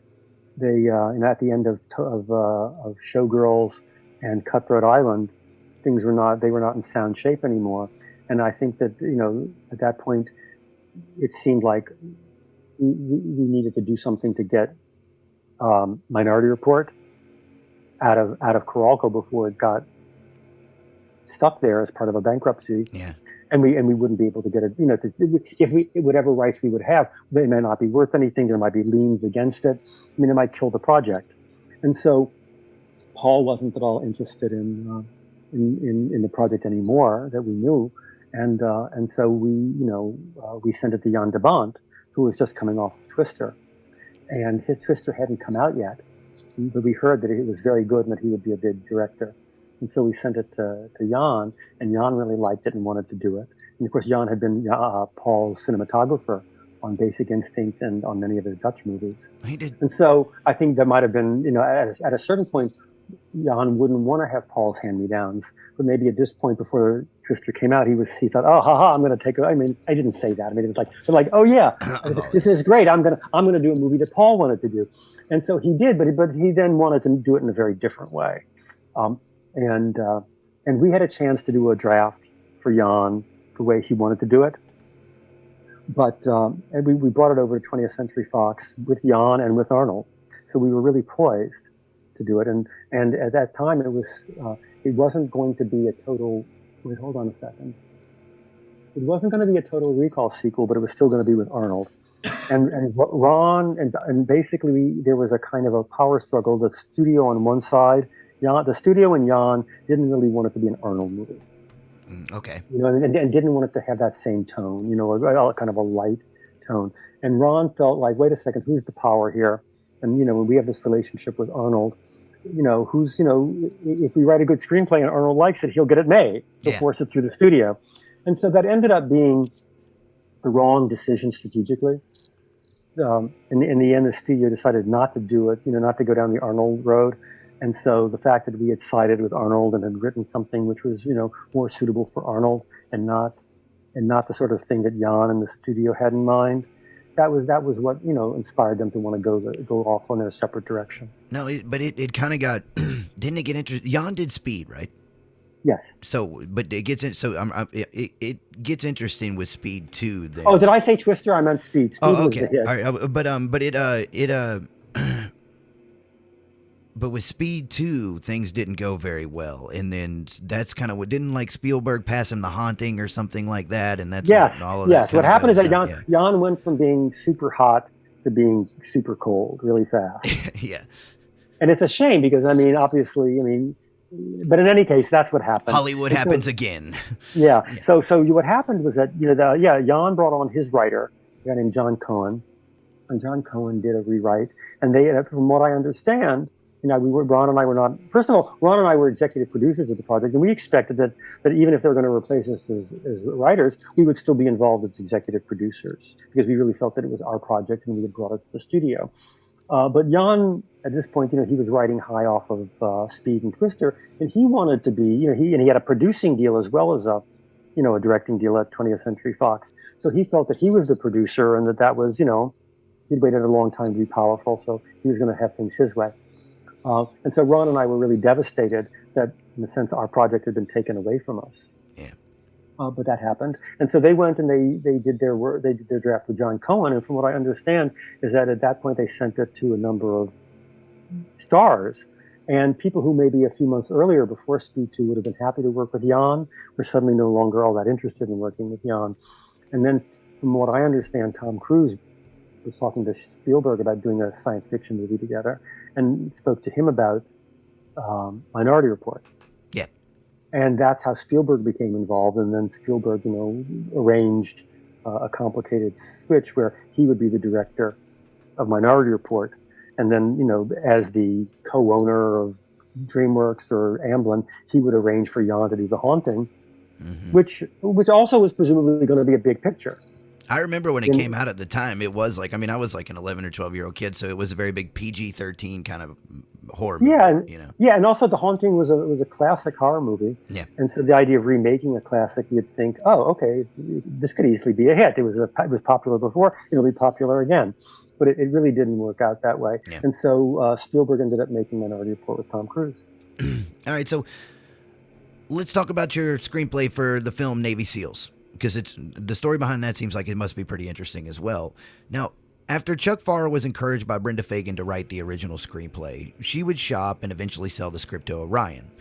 At what point during production were you hired to work on the screenplay, and when you came onto the project, what were you tasked with, specifically concerning Chuck's script? Okay. I was brought on before production when it was still in development. Okay. At the time, Ridley Scott was attached to direct. And I thought, and this was basically the idea is that, Officer and a Gentleman was a big hit. And this is about Navy SEALs. We're going to hit the same audience. We're going to have another big, So that's the basic thinking with the project. But Chuck's script was primarily about the training of the SEALs, which is very, famously rigorous. But my feeling was that had already been done quite a lot in Officer and a Gentleman, and that we really needed to expand beyond that. We couldn't just have a whole movie about the training. It needed to become more it needed to be go on into a mission, and somewhere in between, we also really had to sort of talk about the personal lives of these guys. So that was my pitch, and I got the job. I worked closely with Chuck because he's the real deal. He's a Navy SEAL. He was the head of SEAL Team 6, the premier team. He was, and it was really fun to work with him. And I wanted to be the screenwriter. I wasn't going to try and I wanted to have as much Chuck in this as possible. So you were getting lots of good stories from him, basically, is what you're telling me. Oh yeah, absolutely. And if I needed anything, in terms of research, I wanted to be the continuation of Chuck Farr, just with a little more experience as a screenwriter. All right. And Chuck and I became good pals, and we joined the gym together, and I got into the best shape of my life. No way, really? All right, so this goes deep. All right, this goes deep. Go ahead. Oh yeah, no, Chuck and I, he. I love Chuck. I haven't talked to him in years. I don't know if he's still. I think he kind of maybe dropped out of the business, or he's writing in other forms. But in any case, it was really wonderful working with Chuck, and so he brought me down to meet the SEALs in San Diego at the naval base. Yeah, they got me totally plastered. They got me.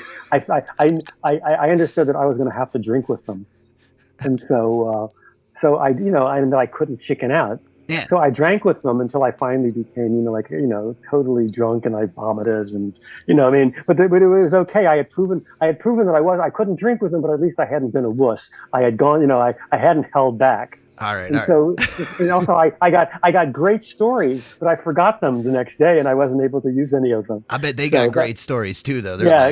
They're probably still came down, got wild. Yeah, that's right. That was really funny. So, but I wanted to do something about the lives of the SEALs, and one of the things that I found out about was, that these guys have notorious difficulty keeping relationships with the women in their lives. Yeah. They're so attached to each other, and on a matter of life and death, that it's really that a lot of them don't stay married. They have serial marriages. And I thought, well, this would be great. This is what people want to know. They want the real story of the SEALs. And so I put in a lot of that. And then, and I was working, and now as soon as I came on board, Ridley Scott, who was one of the main reasons why I wanted to do it, dropped off. Yeah. But immediately they got Richard Marquand, who had done, I think, Empire Strikes Back or Return of the Jedi. That was the third one, right? Yeah. And he'd done a really good job. Richard Marquand was a really great director, English director. And I was working with him, and, he liked this approach. And just almost the day that I finished, I called up Richard Marquand to tell him I was finished, and I reached his wife, and she said, I have really bad news. Richard has had a terrible stroke, and he died shortly thereafter. And so then the studio brought on a third director, which was Louis Teague, and Teague had his own approach, and he went through a series of writers, John Fuqua, and maybe even a couple of others. I don't really remember the names. And they did a number of drafts, which eventually they shot. And Louis Louis wasn't as interested in doing the personal sex lives and relationships with the SEALs. He was, by the way, my life. I don't think in the end there was that big a difference. There was just a little bit more reality. Let me put it that way, mixed in with the fun. And so I had done the story of the invasion.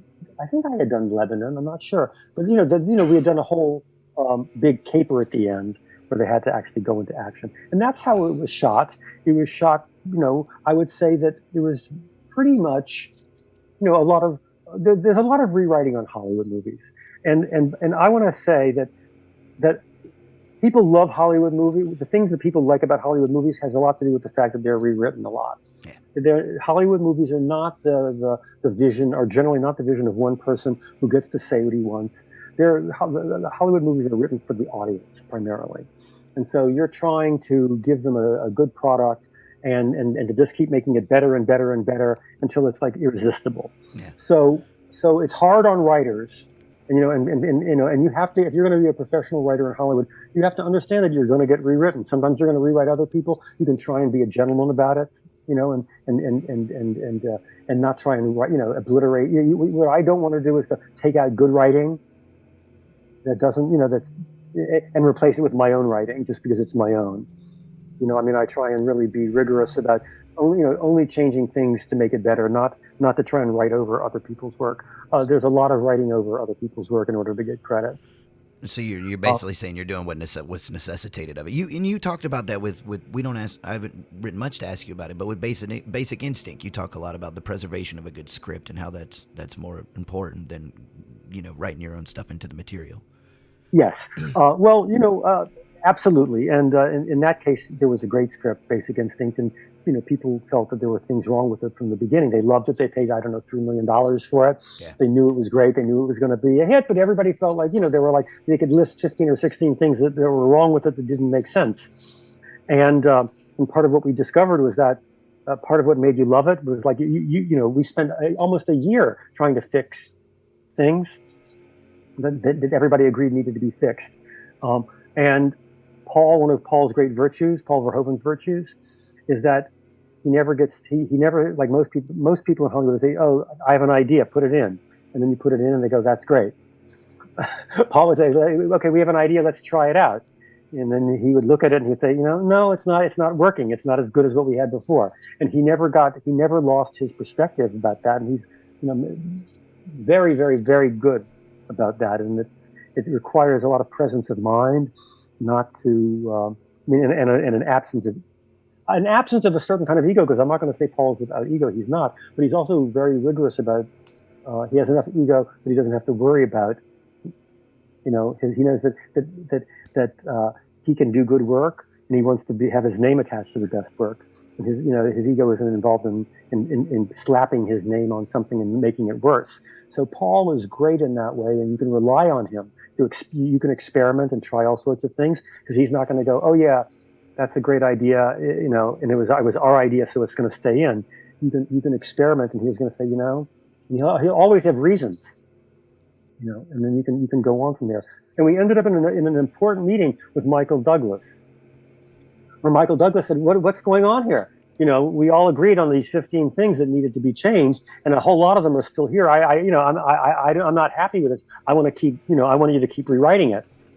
And Paul said, stood up to Michael and said, "Listen, we have tried everything. We heard what you said. We agreed with what you said. We worked very hard." He says, "It's not, and I don't think there's anybody out there who could have done a better job trying to make these things work. We explored everything.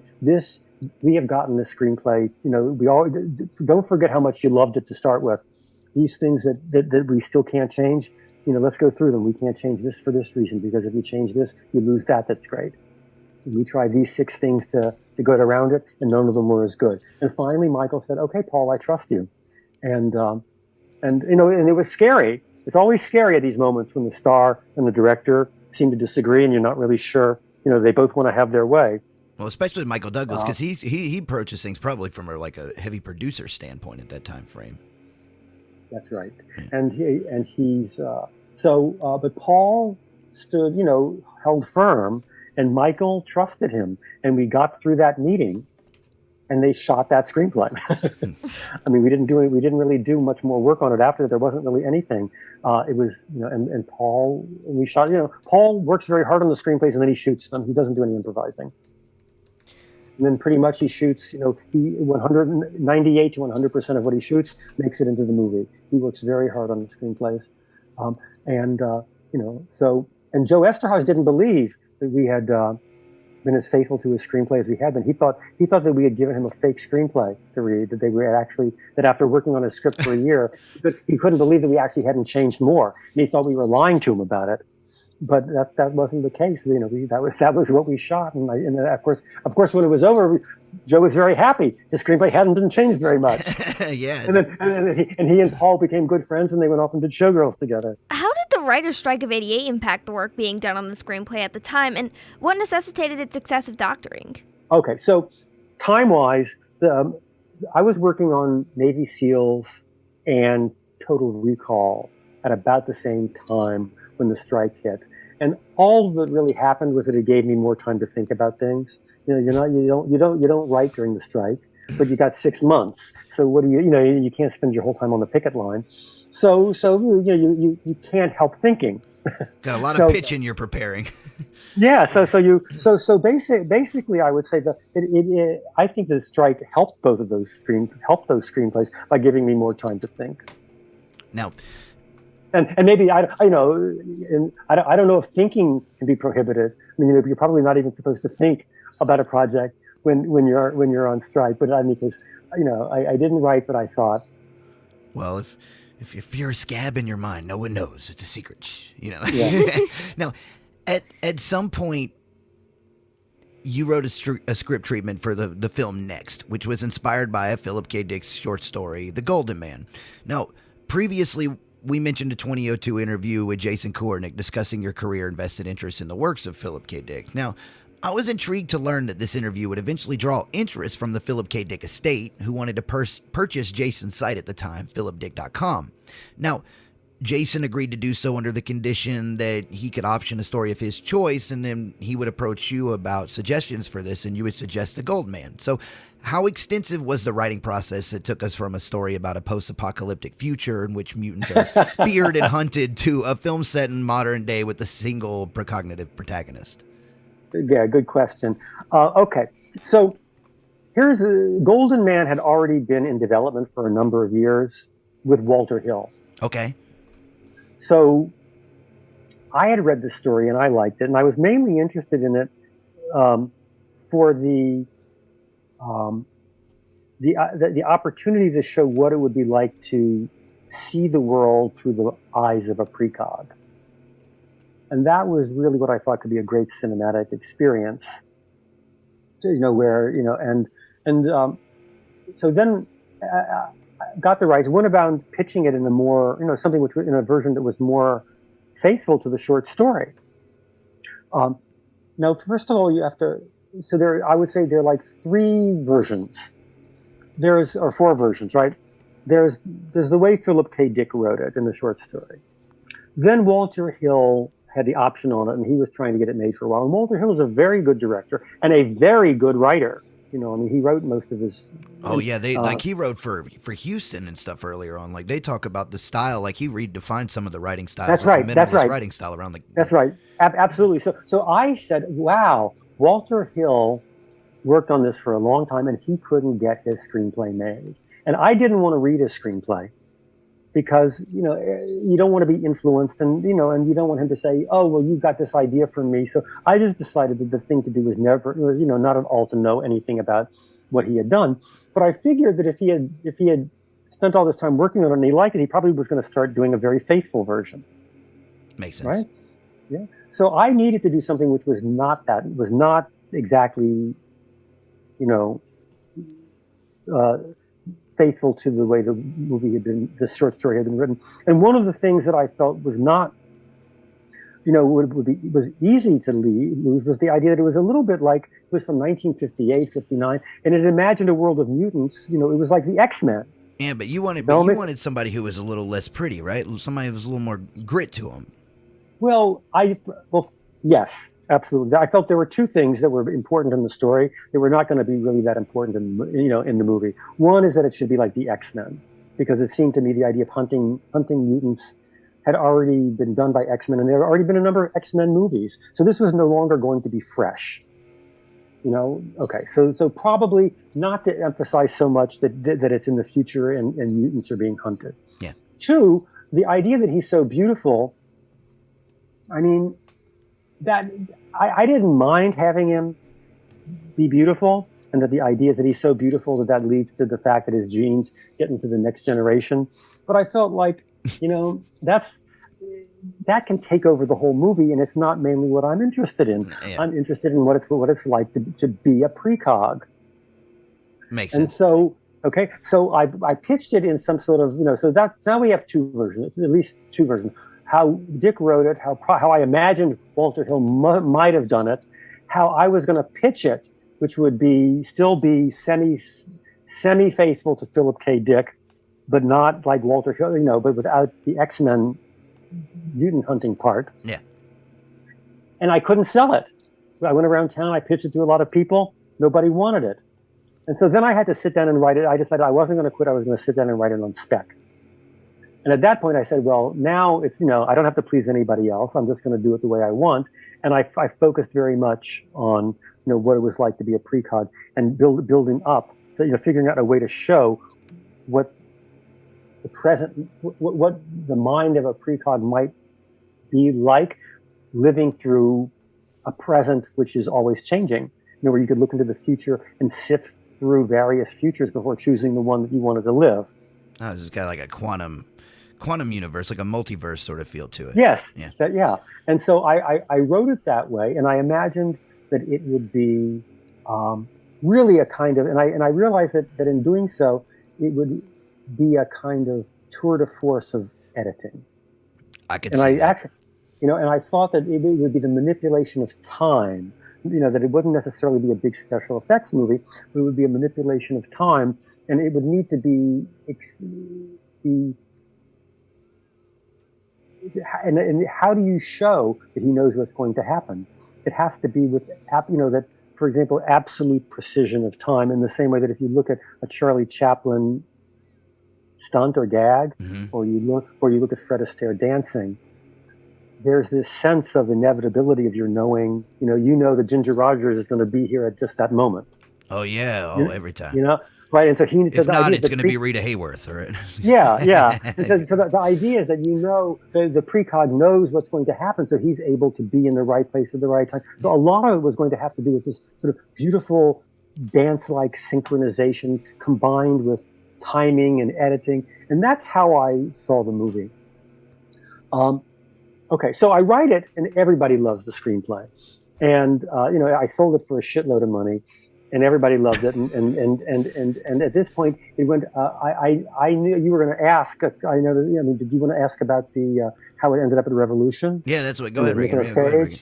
Well, you eventually pitched next to Nicolas Cage's production company, Saturn Films. So, how are you able to gain Cage's interest and attach him to the project? It's an interesting thing, After Minority Report, I felt kind of bad. I had worked on Minority Report for years and years, and Ron Shusett and I got our executive producer credit on it. But, we also had worked on it for years as writers, and we didn't get a writing credit. And it didn't really result in a lot of help for my career. I didn't get work from I had launched a project with the #1 director in the world and the #1 star in the world, and it was a hit. And it's not getting me a job, my next job. Yeah. I sat down and I wrote Next, and that had taken me a long time to get going. I hadn't been able to set it up as a pitch. I had to write it on spec. And it had been hard to get the rights, for me to get the rights to the short story, because I had tried previously to get the rights to Paycheck from the Philip K. Dick estate. After I had gotten done well for them on Total Recall and Minority Report, I tried to get the rights to Paycheck, and the rights ended up going to another group. Another writer, producer. And so now I was working hard to get the rights to Golden Man, and I managed to, sort of work something out with Jason. Didn't you option? Did they end up just giving you the story, or did you option it? You paid for the option of it? I did. Jason optioned it from the estate, okay. And then I became his partner. All right, I'm following you. That's a hell of that's an interview. That definitely kind of ended up being its own unique storyline, didn't it? Did you know him well before that? No. I mean, he had interviewed me because, Minority Report is a Philip K. Dick story, and he had philipkdick.com, so he interviewed me for philipkdick.com, and I told him my whole story, and then he told me the situation he was in, with, that the Philip Dick estate had approached him about making his website the official website of the Philip K. Dick estate, and that he had negotiated to get the rights to a property. I don't know if it was maybe not a novel, but a short story. And then, and then we started talking about what would be the best one. And we agreed that, okay, maybe this is an opportunity to work together. And so we did. And so Jason was a kind of an outsider to this business, to the show business. And I was useful to him as an insider, but Jason was a good partner. Jason had a couple of connections. He had a connection with an agent at CAA named John Levin, who I also happened to know personally.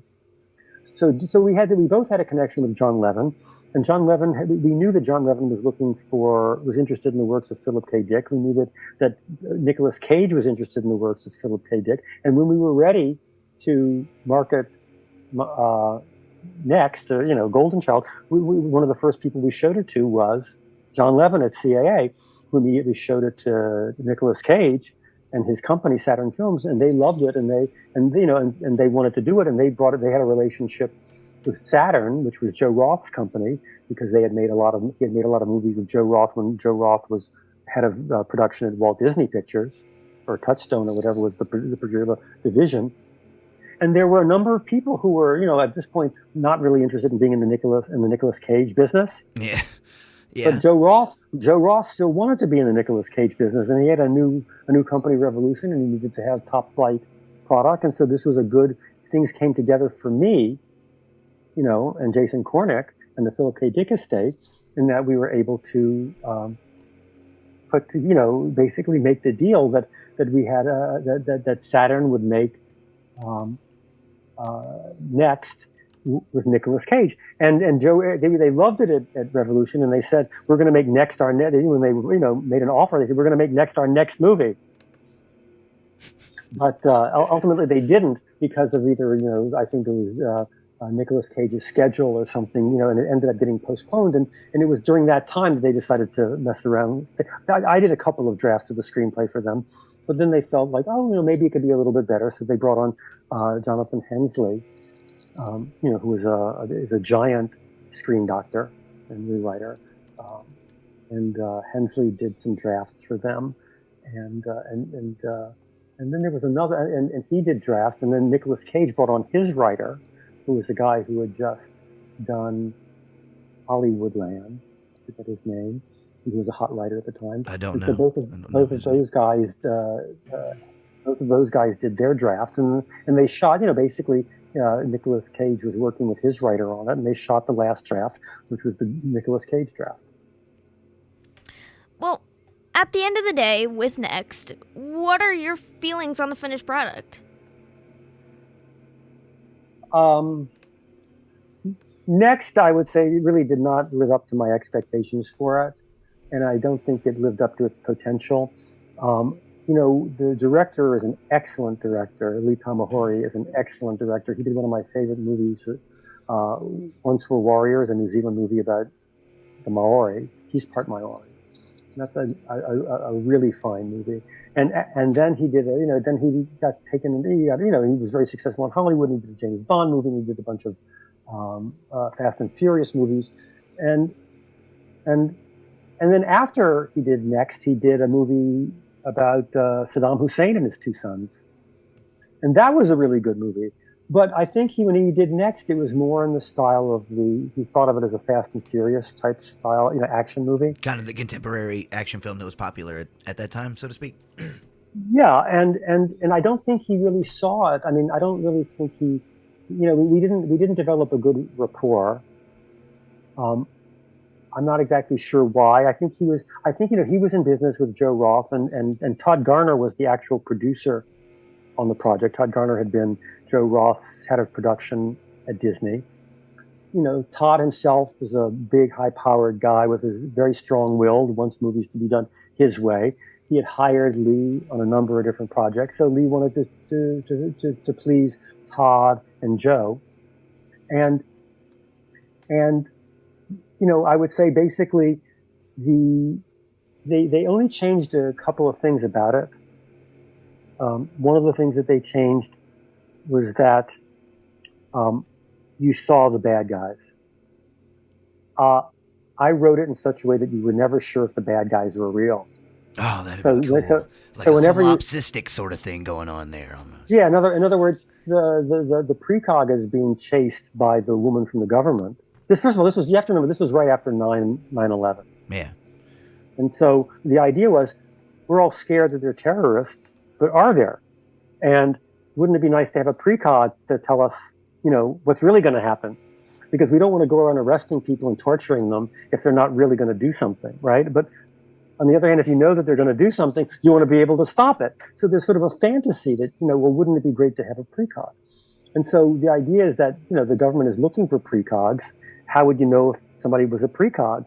Well, they would excel at certain things that other people can't do. They would win it. They would win at gambling, for example. So there's like identifiable traits that would make right. And so the point is that this person who's tracking him thinks that there's a terrorist threat, and wants his help. But he doesn't want to help because he feels that they're just going to, if they catch him, they're just going to, strap him down and use him as a telescope into the future. Yeah. And so it isn't until the end when he finally gets to the point where he can look into the future and see that the bomb does go off. Up until that time, you don't know if these terrorists are real or not. No, you just don't. You don't know, and basically because of that, you're sympathetic. The assumption is that at the time there were a lot of people who were really against the government, catching, Islamists and torturing them, and the idea, and so the idea was to do something really interesting and intelligent on this story. You don't know if they're innocent or guilty. You don't know if the government is going to use this guy this way or not. Then he sees, they're going to torture me. They're going to torture me. I can't let them catch me. So he knows they're going to torture him, but he doesn't know that there's going to be a terrorist event. Makes sense. Okay, and so all you're really worried about is that you don't want this guy to catch you. You don't want you're with the hero, and you don't want him to be caught. At the same time, the hero needs help from this girl, and the only way he can get help from this girl is to manipulate her. As soon as there are a million ways that she's going to say, "Get the hell out of my car! You are so weird. I'm not helping you. Why should I?" And the only way he can stay alive and keep away from these people is to manipulate this woman. But he really likes this woman. But he has to do things to her. And so the producers said, "Well, gee, you don't like the government because they're chasing this guy, and you don't like this guy they're chasing because he's being really manipulative to this woman." And I thought that was all very interesting. That you have a big star, Nicolas Cage. You're going to be on his side, Yeah. Let's, put up with the uncertainty. You don't know if they're terrorists. You know that the government is going to torture him. You know that if he doesn't manipulate the girl, they're going to catch him. And then he has to keep lying and sneaking, and then he has to do all these things to get away until finally he gets up to the point where he realizes that, oh my God, I've been completely wrong about the whole thing. The bomb goes off. Yeah. And then you snap back and you realize that, oh my God, the bomb hasn't gone off yet. He still has time to stop it, but he has to surrender. That's so. In developing all that, how do you? Because you talk about the special effects of it, and how do you approach this from like a budgetary standpoint, especially when you're writing it on spec? Because you're like thinking, okay, I'm going to go pitch this to this degree. How do you put this together from a financial consensus? Because it's so abstract in a way, and in order to make it succeed in the way that you want to, it seems like when you're just going to put pen to paper for the first time, that you would probably be considering a lot of factors of that. You want to be able to get the story across the way that you would like, but you also aren't. You're savvy to the game. You know how this works realistically. Right. Yeah.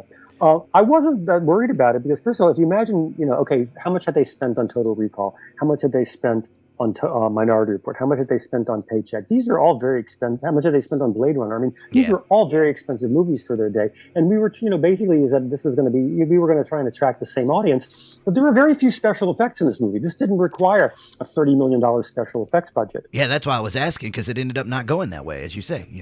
Yeah, so I mean, it was really it was playing with the time, and I think if we had honestly, what I was we needed a director who was sympathetic to working that way and who understood that it would work. Lee Tamahori, I think he understood that it was a good story, and he shot it.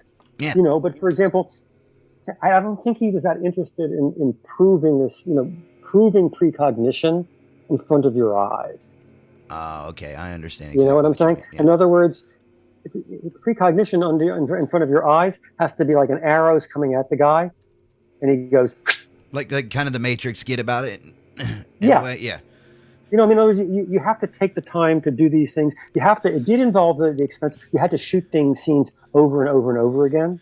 Well, in order to keep shooting, and that could have gotten expensive. And they did want to shoot it on a budget, and they didn't spend a lot of money on the effects, and they didn't plan out the effects. It was like, oh well, we're not going to really worry about is the precision. So I think that that particular it was at the end. I think everybody felt that they would have been better off shooting my original screenplay. Yeah. But it was too late then, and the movie is entertaining.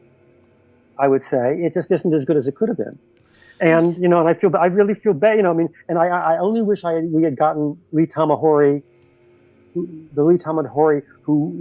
really cares a lot. You wanted the compassion behind it, is where you're at, though, because you have a good cast with and this also the precision. I felt like I really feel that Lee Tamahori has been is a really good movie director. You don't make two. Once We're Warriors and the one about Saddam Hussein's sons are both really good movies, and I liked them, and he was very nice. I just feel like it would have been nice, had more of a rapport where I could have communicated more with them and convinced them what I was up to. The funny thing is, they paid so much for the screenplay. I thought they really loved it, but when it came time to working with Jonathan Hensley, and getting down to more doing what they considered to be the production rewrite and getting closer and closer, they veered into something which was more typical, and they didn't want to take the chances that of not showing. I think they felt not. It was it takes a big chance not to show the bad guys and not to show that they exist for sure. Yeah. And instead, what we're shown were very stock bad guys. And every time you cut to them, in my opinion, the movie loses steam because you go, wow, these are stock bad guys. There's nothing interesting about these guys. This movie has suddenly become really normal. So, yeah, it just becomes a conventional action film at that point is where you're at with it. Yeah, and let me put it this way. They came up with some cool plot twists to help make that interesting. I'm not saying, you can't, Jonathan Hensley is an amazingly clever person. You don't get to be, the kind of, high-powered writer he is without being amazingly clever. So he did amazingly clever things in a somewhat more traditional vein. And I was, I was trying to do things which were amazingly clever in a somewhat different, more experimental vein. Now, I'm going to deviate for a second before I ask you about the Zootopia stuff, because I know we'll probably get into depth on that. But now, you had worked in talking about concepts and bringing things to the screen, and again with budgetary stuff and the special effects at the time. You had originally worked on didn't you option X-Men initially? And then I know that kind of all got mixed up in Carolco, and Cameron had some Spider-Man things going that were simultaneous to that. But writing and working on an idea for X-Men at the time, how did you approach it then? With that sort of constraint in mind. Oh, well, of course, when I got Carolco to get the rights to X-Men when they were, they were coming off of Total Recall and Terminator 2. They were just doing and Basic Instinct. It was just one giant hit after the other. Yeah. And I had a good relationship with them because I was part of these successes with Basic Instinct and Total Recall with Paul. So they hooked me up with Cameron's company, and we decided to work together on X-Men. I think my take on X-Men was I liked the original X-Men, more or less, the idea of a bunch of kids at the school. And I think in the end, when they ended up doing it at 20th Century Fox, the first one was very much, I was in sync with it. I wanted to do, what is it like to be a teenager with powers? What would it be like to be living at that school for young mutants? It had a lot less to do with the costumes, than what it's like to be discovered as a mutant and to be trying to train your powers. And so I felt that I guess it was the Zack Snyder version, was that the first X-Men? They identify. I don't know who directed it off my head, but they identify with that sort of concept really well, especially with the induction of Rogue. Yes. Yeah. No, it wasn't Zack Snyder. It was. I'd have to go to the board. I can. I know. I can. Yeah. Tell me, because I don't want to dishonor him because he did a Brian Singer. No. I can look and see the guy. I see his face. I just can't think of his name. Here, let's see. We are at Brian Singer produced, and then in 2000 you've got Brian Singer. Brian Singer. Yeah. Okay. Yes. So I thought they did a really fine job. Very reality based. I did a first draft. I never had a chance really to do a second draft. My first draft, I was writing it while Basic Instinct was in production. I mean, I really wish we had had a chance to keep working on it. I mean, I think if I had kept working on it with Jim Cameron and his company, we would have gotten an amazing screenplay. And I think clearly Kuroko was incredibly short-sighted in not renewing the rights. Yeah, they decided not to because of the financial constraints at the time, right? Where things were Yeah, I mean, not going so well. I don't know the inside of it, but yes, the company was failing, and I don't know if it was that they didn't have the money or they were concerned about other things. I mean, it's also possible. I don't know how the rights work. Sometimes Marvel had the right to renew or not renew an option. And that's like, I'm sure that like that Fantastic, because you pitched this to Stan Lee originally, like Face Up, right? Yes. And what was that? The Fantastic Four? Because Reagan, remember we discussed the Fantastic Four disaster around that. Like, remember where they made that hokey film so that they can retain the option rights to it, and that got kind of nasty at that point with that. That whole film. I know that story really well because one of my very best friends was the guy who they hired to do the junkie version. Oh, no way. Really? But they didn't tell him that's what they were doing. Yeah, there's like that whole documentary, the making of it. Yeah. So my friend Oli Sassoon, great guy, very talented. He made that movie, and honestly, I think it's for a little low budget movie. There's a lot of heart in it. Everyone fucking loves that movie. That's like the go-to of it. And what's funny is like I love like when they had to go back. Remember, like post, and they're like downtown. It was like what's like New York or something. They got one of the guys dressed up, and they're shooting some extra stuff so they can put it together. And then they had to get rid of the special effects guy because he was not getting shit done right. It's got a hell of a story behind it. But that's crazy. Y'all are friends. Oh yeah, no. Well, he's from New Orleans, and we met on the set of Pretty Baby, and have remained friends, for the last however many years. That's a lot. Oh shit! So it goes back all the way to working with Malle. Oh yeah, right? way back. And so I don't know exactly how the decision was made. I think what was explained to me was that at the time with Cameron, they didn't have the money to do both. Cameron at that point was more interested in Spider-Man. Yeah, he wrote that scriptment, and then that all got mixed up too. And then he didn't. And then the rights were. I mean, this rarely happens. There's such a snafu that you think you have the rights, but you don't, especially at that level with big talent like that.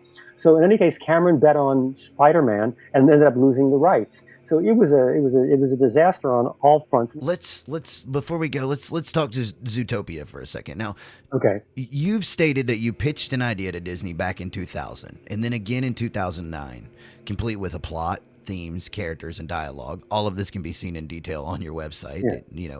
Now they initially passed on the idea. Then, 7 years go by, and Zootopia is in theaters all across the country. Now, in response, your company at the time, Esplanade Productions, would file suit against Disney, and ultimately losing the case after it would go to trial in 2017. What is unique in the lawsuit is the detailed explanation of similar occurrences with Disney, notably Jim Henson's The Christmas Toy, which was later adapted as Toy Story and films such as that. All of that said, can you give me more insight into your circumstances with Zootopia and what you've learned about protecting your franchise material from unauthorized use such as this? Sure. Well, first of all, the lawsuit isn't over. Okay. It's ongoing. All right. It's ongoing. We have lost at almost every step so far, but we're in appeal now in the California State Court, we'll be filing our appeal in July, and it'll continue. It's a very interesting story, and what you need to understand is that there are a couple of things which are very important. One is that the protection of intellectual property is in a very perilous situation right now. Yeah. And people think that their work is generally protected, but it's much less protected than they think. No one has won a copyright suit on a movie in, 20 years or so. Well, if a suit has any merit whatsoever, generally speaking, if it gets close to actually winning in court, the studios will settle out of court, and then there won't be any record. And so the only thing that's on record are all the unsuccessful cases, which are the ones where those cases weren't as strong, and all the precedents are set up to show how you can defeat a case. Ways in which other cases have been defeated are the only cases you can refer to. Yeah, so in terms of copyright, it's almost impossible to win a copyright suit. And most people, if you think that your work is protected by copyright, it's not. They would have to almost make a verbatim copy of everything you've done. If they change things even a little bit, then the court will not protect you. The court is absolutely the federal court. Wasn't that the technicality that their argument is going now? Is that the storyline is different? That's where they were able to try and snake this one around this one, right? Well, I mean, there are many things that are different. There are many things that are different and many things that are the same. In a sense, what Disney did is they took my material. I have a Zootopia franchise, yeah, and also another franchise that's kind of a Who Framed Roger Rabbit franchise called Looney that I created together. Okay. I mean, it's kind of an interesting story. I came up with an idea for a Who Framed Roger Rabbit type story about a cartoonist who invents a cartoon universe and ends up getting haunted by his characters. It's kind of got like a Cool World feel to it almost. Yeah, Cool World. Also, it was a lot like Monkey Bone. I was developing I can see that. I mean, so basically, after I finished working on it, and Monkey Bone came out, and I said, well, yeah, that was pretty much the same idea, and they kind of blew it for me. I mean, they weren't going to. Nobody was going to make the same idea twice after Monkey Bone failed. So it was such a dud at the box office. Yeah. And I think also probably, not really a very successful movie. And so I think it may be possible now. What happened is that Monkey Bone came out in around 2001. So I stopped pitching. I was pitching my project before that. Then Monkey Bone came out and I stopped pitching it. Then in 2009, I said, well, maybe enough time has gone by, I can pitch it again. And so I went and I pitched the two-part project at Disney. There was the part which is, about the cartoonist who's haunted by his characters, which is mixed live-action animation. That's called Looney. And then there was the animated franchise that was supposedly his creation, and that was called Zootopia. And so basically Disney, what they've done is they combined Looney and Zootopia. And they took the live action characters and the story of the cartoonist and they turned it into that's the frame story for the buddy cop story in their movie Zootopia. And it's there are three parts. There's my Zootopia, my Looney, and Disney's buddy cop story, and they put them together. Now, when you go pitch it, how do they retain this information? I mean, did somebody literally just they remember it from the pitch earlier, or do you have this whole package put together and they pull that shit back out of the archive and go to work with it? Yeah, I mean, look, it's very complicated. First of all, okay, so I'm working on a project at Walt Disney Pictures live action with Stan Lee. Okay. So we're working on a project called Blaze, which is kind of the god Apollo comes to Earth. It's a little bit like Thor, only instead of Thor, it's Apollo. And Disney had not yet bought Marvel, and they wanted to be in the superhero business. Okay. So they had made an overall deal with Stan Lee, and they were developing a number of Stan's ideas to see if they could develop their own Marvel-like superhero franchises. And I was brought in to work with Stan on the Apollo project, which was called Blaze. And our executive at Walt Disney Pictures was Brigham Taylor. And I heard that they were serious about the project and they wanted to work. They really wanted to make it.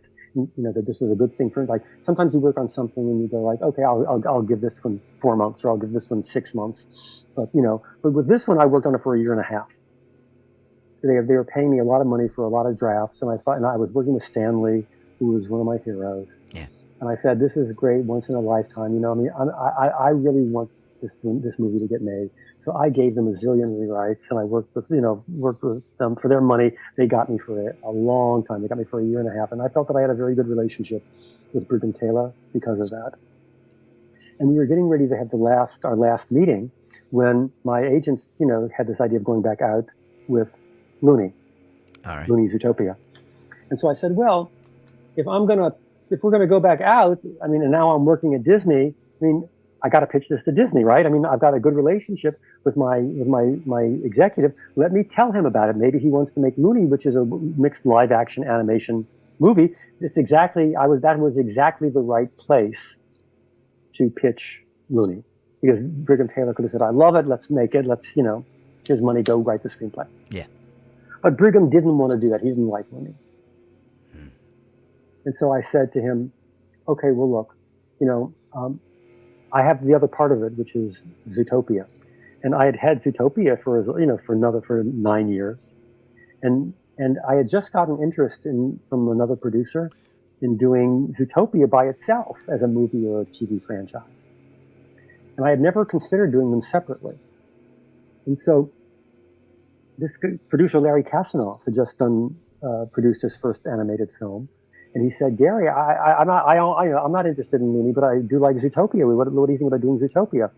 And I thought, well, before I break up this piece, which I really thought of together, let me try it again. My agent encouraged me to go out and pitch it, and I thought the first place I want to bring it to is Disney, where I have a good relationship with Brigham Taylor. But he didn't want to do Looney either. And so I said to him, well, what about Zootopia? It's really fully worked out with 9 characters, and I have a story.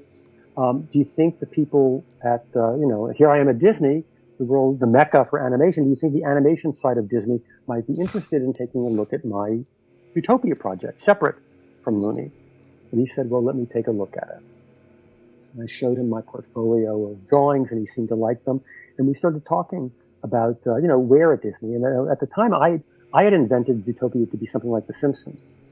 It was within Looney, the cartoonist had invented a show like The Simpsons. So It was a half-hour TV show. And I had written a treatment which described Zootopia as a half-hour TV show. But it still had all the, had these 10 characters. I had 10 characters, 9 of them I had, drawings of. So my impression was that this would go to Disney Channel to be made as a TV series. I wasn't pitching Zootopia as a feature film, to be as it ended up. And at the time, I really didn't know exactly. I mean, Disney has a policy, which is part of what I want to get into in terms of protecting and I talk to your listeners about protecting their intellectual property. Disney feature animation has a unique policy. They do not buy outside material. They want to basically, they act as if all of their ideas are original and that they're initiated in-house so that they can own the copyright on them 100%. Because these, after 37 and a half years in America, the American copyright reverts to the original author. Mm-hmm. And that can cause problems if Disney has got the Lion King or, whatever, Frozen. They don't want to lose the American copyright after 37 and a half years. They want to own that thing outright forever. Yeah. Or at least for 75 years, right? So they have a policy against buying outside material.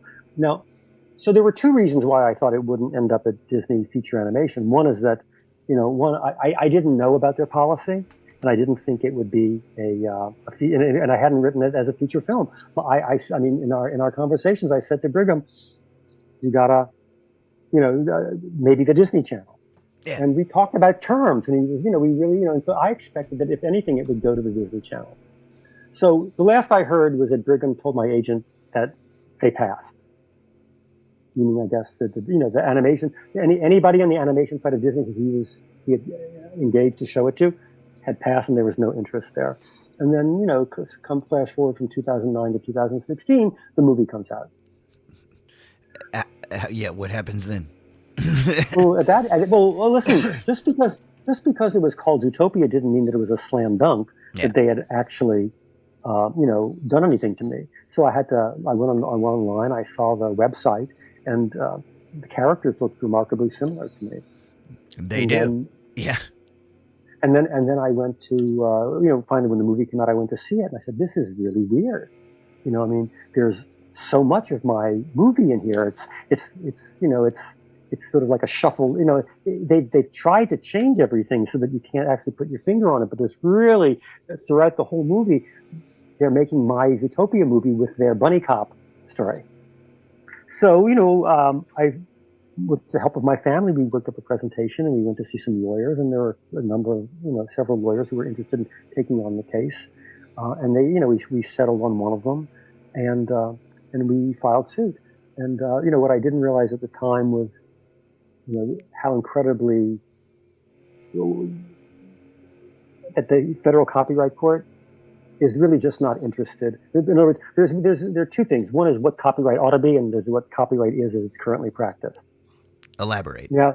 Okay. So in the old days, if you had a judge who was very literary, he would take the time to really look at these 2 things and say, oh yeah, they copied, they copied too much, and they took several of these big ideas, and they owe you. And so now, you can hold them up, basically, we're stopping, that shouldn't have happened. Nowadays, if the court will bend over backwards not to help you with an infringement case. I understand you. You have to, the studio would have to basically be incredibly stupid and just basically Xerox your screenplay or your movie. And if they don't do that, the copyright court says we don't want to get involved. You need to slip up somewhere that would correlate the two directly enough that it would present a case. I can tell you, not even that would difficult. No, yeah, I mean it would. Then what they would say is, oh, these ideas aren't original enough. Let's just break your screenplay down to ideas. Oh yeah, this is about a man, and that has the letter C in it, and nothing with the letter J in it. Everything that could possibly be said with the letter J has already been said. You didn't invent the letter J, did you? So, you can't say that the word jigsaw. You use the word jigsaw. I mean, anybody could use the word jigsaw. I mean, even if you use it in a line of poetry. Yeah. They will not. Right. They will not let you win. Okay. So we wasted a couple of years in federal copyright court because, we did research and we found out that there was, in the old days, there was a chance for a case like ours to win. But the court wasn't interested in these old precedents. They had 20, 30 years of precedents where everybody lost. And they kept referring to, well, this guy lost for this reason, and you're going to lose for that reason. And this guy lost for this reason, and you're going to lose for that reason. And so we then went into state court, okay, where protection is different. In state court, so by the way, so basically, that means that when you submit an idea, let's say you haven't pitched it to a studio, they're perfectly free to rip you off if they happen to find your screenplay, on the floor or in a friend's house, or if a friend gives it to them where there's no record. Okay. The only protection you have is if you specifically pitch it to a particular party, and you have and you can show that, right? And it's under what's called an implied contract, which is that they knew you were pitching it to them. They knew that you expected to get paid if they used it, right? And then, because of under contract law, it's understood that you wouldn't have pitched it unless they had understood they would have to buy it. If they use it a lot, then they are obligated to pay you something, offer credit or consideration. But in recent years, the state courts have decided to make it just as difficult to win. And so that used to be an easier place to get justice. Because if you pitched them an idea and it was like, okay, look, this is the story about a screenwriter who does an interview for a podcast, right? And then suddenly, a monster walks in the door and eats the screenwriter, right? And then I like this. We're on to something now. Yeah, and if they make a movie about that idea, then pretty much they owe you. But now, no, they want you to say, well, wait a second, the screenwriter, actually, when you wrote the screenwriter, he was a guy, and now it's a girl. Now it's a woman. Yeah. So that's not the same thing. They don't owe you anything. So, I mean, if they make it more and more and more and more and more difficult. So it's all plausible. Right. Yeah. And so they're really not trying to help you. They're really not. I mean, and the state court has now become as biased in favor of the thieves as the federal copyright court is. Now, but the question is, how much does this actually happen in real life? I was especially upset about it because, being an established writer in the industry, I really didn't think it would happen to me. I mean, you hear about it all the time happening to outsiders. Somebody sends in a script and they get ripped off. And that's not fair, but nevertheless, it happens. It's naivety. I thought, my God, I pitched this to my executive at Disney, who I had a really good relationship with, and I gave him 18 months of work for the price of 8 or 10, and I was really did everything possible to be, good and loyal to him, and this is what happened. So here are the issues. One, Disney's policies are different. If they had made this at the Disney Channel, where they make half-hour movies, half-hour TV series, it's possible they might have hired me to do it. But what happened is that the people who became interested in it were the people at Disney Feature Animation, John Lasseter and Ed Catmull and the guys, all those guys. And they have a policy in place not to buy outside material and to deny it if they use it. and to be experts. And they have a whole. When you asked about Christmas toy, this is their method. They understand that they can steal and borrow as much as they want, and the courts will not protect the other, the person, the creator. And so what happens is that they know something that the rest of the industry doesn't know. They know they can get away with anything, and they've been getting away with anything. They have been using other people's work quite liberally, taking whatever they want. Now, they haven't done it as much in these other movies as they did to me. The Lion King was totally ripped off, but the people who own the Lion King didn't file suit.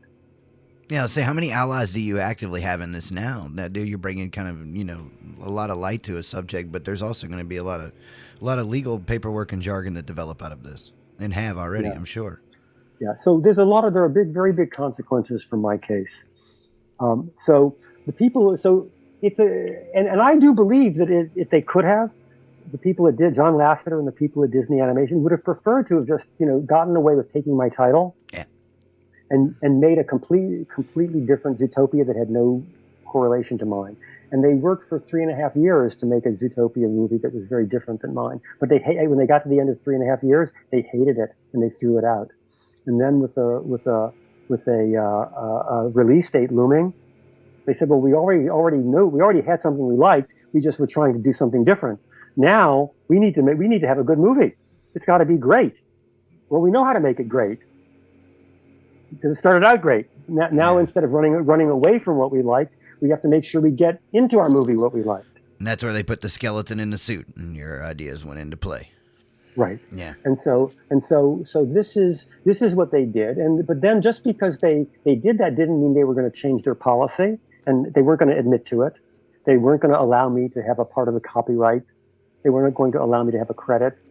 It was their in club, and Disney has been fighting these suits since they adopted this policy of using other people's material liberally. They've had to fight a lot of suits, and so they are the world's greatest legal experts on how to get around this. Yeah, they're prepared to deal with this actively, I'm sure. Absolutely. Yeah. And it's a little bit like you're up against Jackie Chan. I mean, he knows how to go.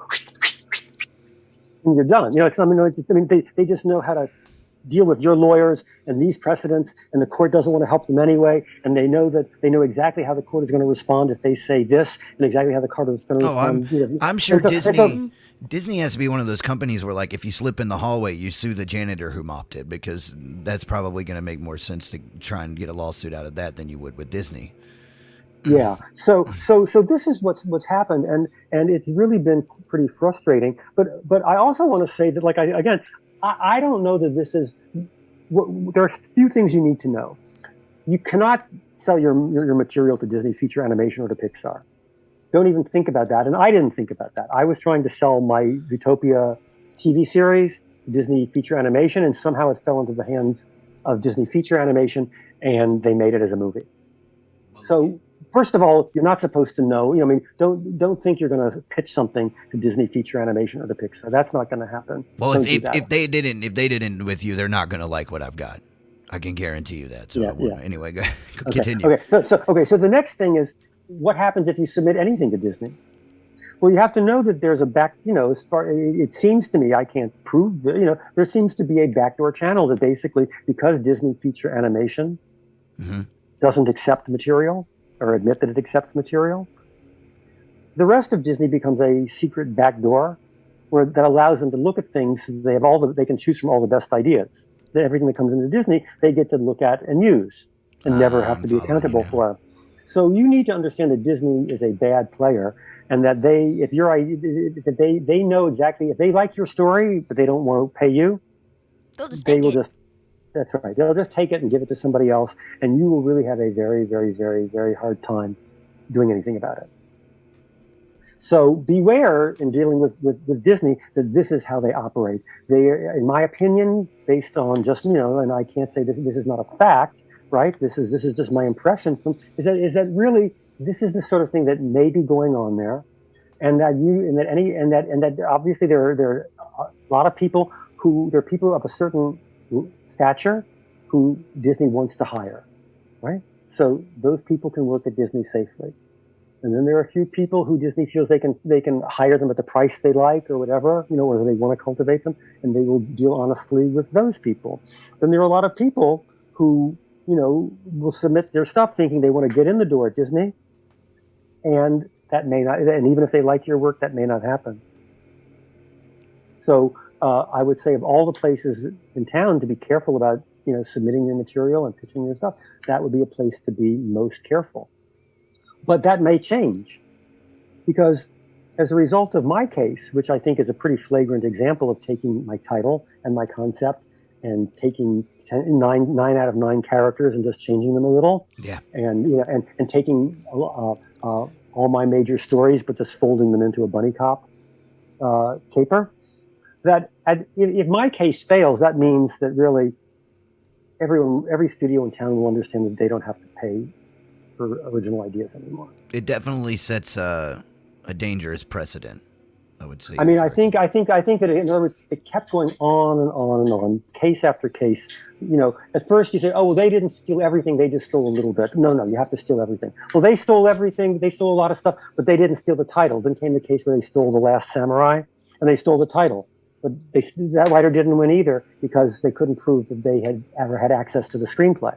Yeah. So then they can steal the story and the concept and the title and the drawings and it's not The Last Samurai, which is like a fairly standard way to describe a historical incident, but it's Zootopia, which is a made-up idea and made-up story. And they say no, that's not protectable either. They can, you're not protected because of that anyway. And so really, I mean, you finally get to the point where really what the court is saying is that nothing is protectable. Yeah, you don't have protections. I mean, it's basically like you're going in there, you're putting your ass out in the wind and hoping you don't get burnt. Right. And so, what you're saying is under the model with Disney, that's a setup to fail immediately. Absolutely. I mean, listen, Disney does business and they pay a lot of writers a lot of money. And apparently, listen, if they're going to pay you for work for hire because you're a skillful person, they still have to pay you. Yeah. It's not the end of working as a writer. People will always say, oh, if you want me to write for you, let's make a contract and I'll do work for hire for you and you pay me so much money. Right? But if you're an independent creator and you're going in there on the basis that, like, okay, look at this great screenplay that I wrote. Well, what they might do is take your screenplay for nothing and then hire you to do a rewrite for $50,000. Yeah. I mean, that's if they're nice. Because what they probably will do is say, no, we don't want to have anything to do with this guy. Actually, we have to bury his career because we've decided to take his work without acknowledgement. But it's not like Disney, they get to choose who they want to pay and who they don't want to pay. So there are a lot of people getting paid at Disney, right? So it's not, I mean, I want you to understand that this is about submitting your work and your ideas and with the understanding that they will appreciate that you will get credit or consideration if they decide to use your ideas. Now, I don't believe that this is really that widespread in the industry. Let me put it this way, I'm a little bit out of it. I believe that in most of the industry, they're all competing for the best material. Yeah. They're not against looking for the best outside material and then fighting against each other and paying a lot of money for it. They like to pay a lot of money for good material. It makes them feel sure of themselves if they're bidding against some other studio and paying a lot of money for good material. It's Disney that has this business model of trying to come up with everything in-house, and they have it for a particular reason. If you read Creativity Inc. by Ed Catmull, who was like the founder and operator of Pixar. Okay, and you said, just to reiterate for the viewers, Creativity Inc. Creativity Inc. It's a book. It's a book, and it's about how they made a big success out of how he and John Lasseter and Steve Jobs made a big success out of Pixar. Okay, and there are good reasons for them to develop their movies the way they do. So I mean, I'm really not trying to say that everybody's a total villain. I'm saying that their desire to make their movies the way they like ended up in this case with them running roughshod over me. But yeah. And that they run roughshod in a smaller way over a lot of people. That in the ways that they do it to most other people may not be illegal in the way that I think it was illegal in the way they did against me. I'm not trying to say that every case is the same. There's a real difference. The courts are allowing people to get away with this, so you have to be careful. You can say, "Gee, isn't it awful that they're taking advantage of what the courts are letting them do?" That's not necessarily illegal, right? I mean, if the courts have said and if they're the ones who are smart enough to understand that, hey, the courts are letting us do it, so we're going to do it, and this gives us a huge advantage over everybody else who's still stupid enough to sort of be gentlemanly and follow the rules. Yeah, I mean, it's kind of, I mean, like, it's, well, one, it's a money game, and then two, it allows the court to abscond the blame or the responsibility of taking on that effort, and then you have to prove your case, which can be virtually impossible given the cards stacked against you. So, and then of course what happens is the court tries to do literary analysis, and that's really not their strong suit, and it's a little bit, it's really kind of frustrating, and almost sometimes it would be funny if it weren't so sad to see how like they won't see what's there. Yeah. And so you really don't want to. I mean, honestly, you don't want to get into this situation if you can help it. I mean, it's very, very hard to get what I would call justice. It's very hard to get the court to be sympathetic to the fact that they're taking your work and using it when they really should pay you. They want to find every reason why it's actually okay for them to do that. But I do believe that, we may be reaching a breaking point, a kind of a paradigm shift, where really no studio will bother to, all their legal departments will all know these precedents. They'll all know how to do exactly what Disney's lawyers are doing. They'll all go back and say, we're just going to, everything in the world just inspires us. We're inspired. Now, part of what it is, there are things that counteract this. The studios are much more interested now in adapting existing material, books, magazine articles, TV series, games, things from Korea. I mean, anything rather than like just taking the chance on an original screenplay that hasn't actually already been produced in some form, right? So they are so deep in this idea of wanting to invest in adapting pre-existing material that mitigates against them, taking the Disney route. Disney feature animation, they have confidence in themselves, and they believe they can write good original screenplays.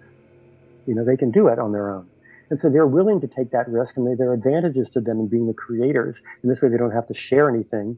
Whereas the other studios say, wow, we don't trust ourselves to create or to find something original. We only want to bet on adapting things that are already successful.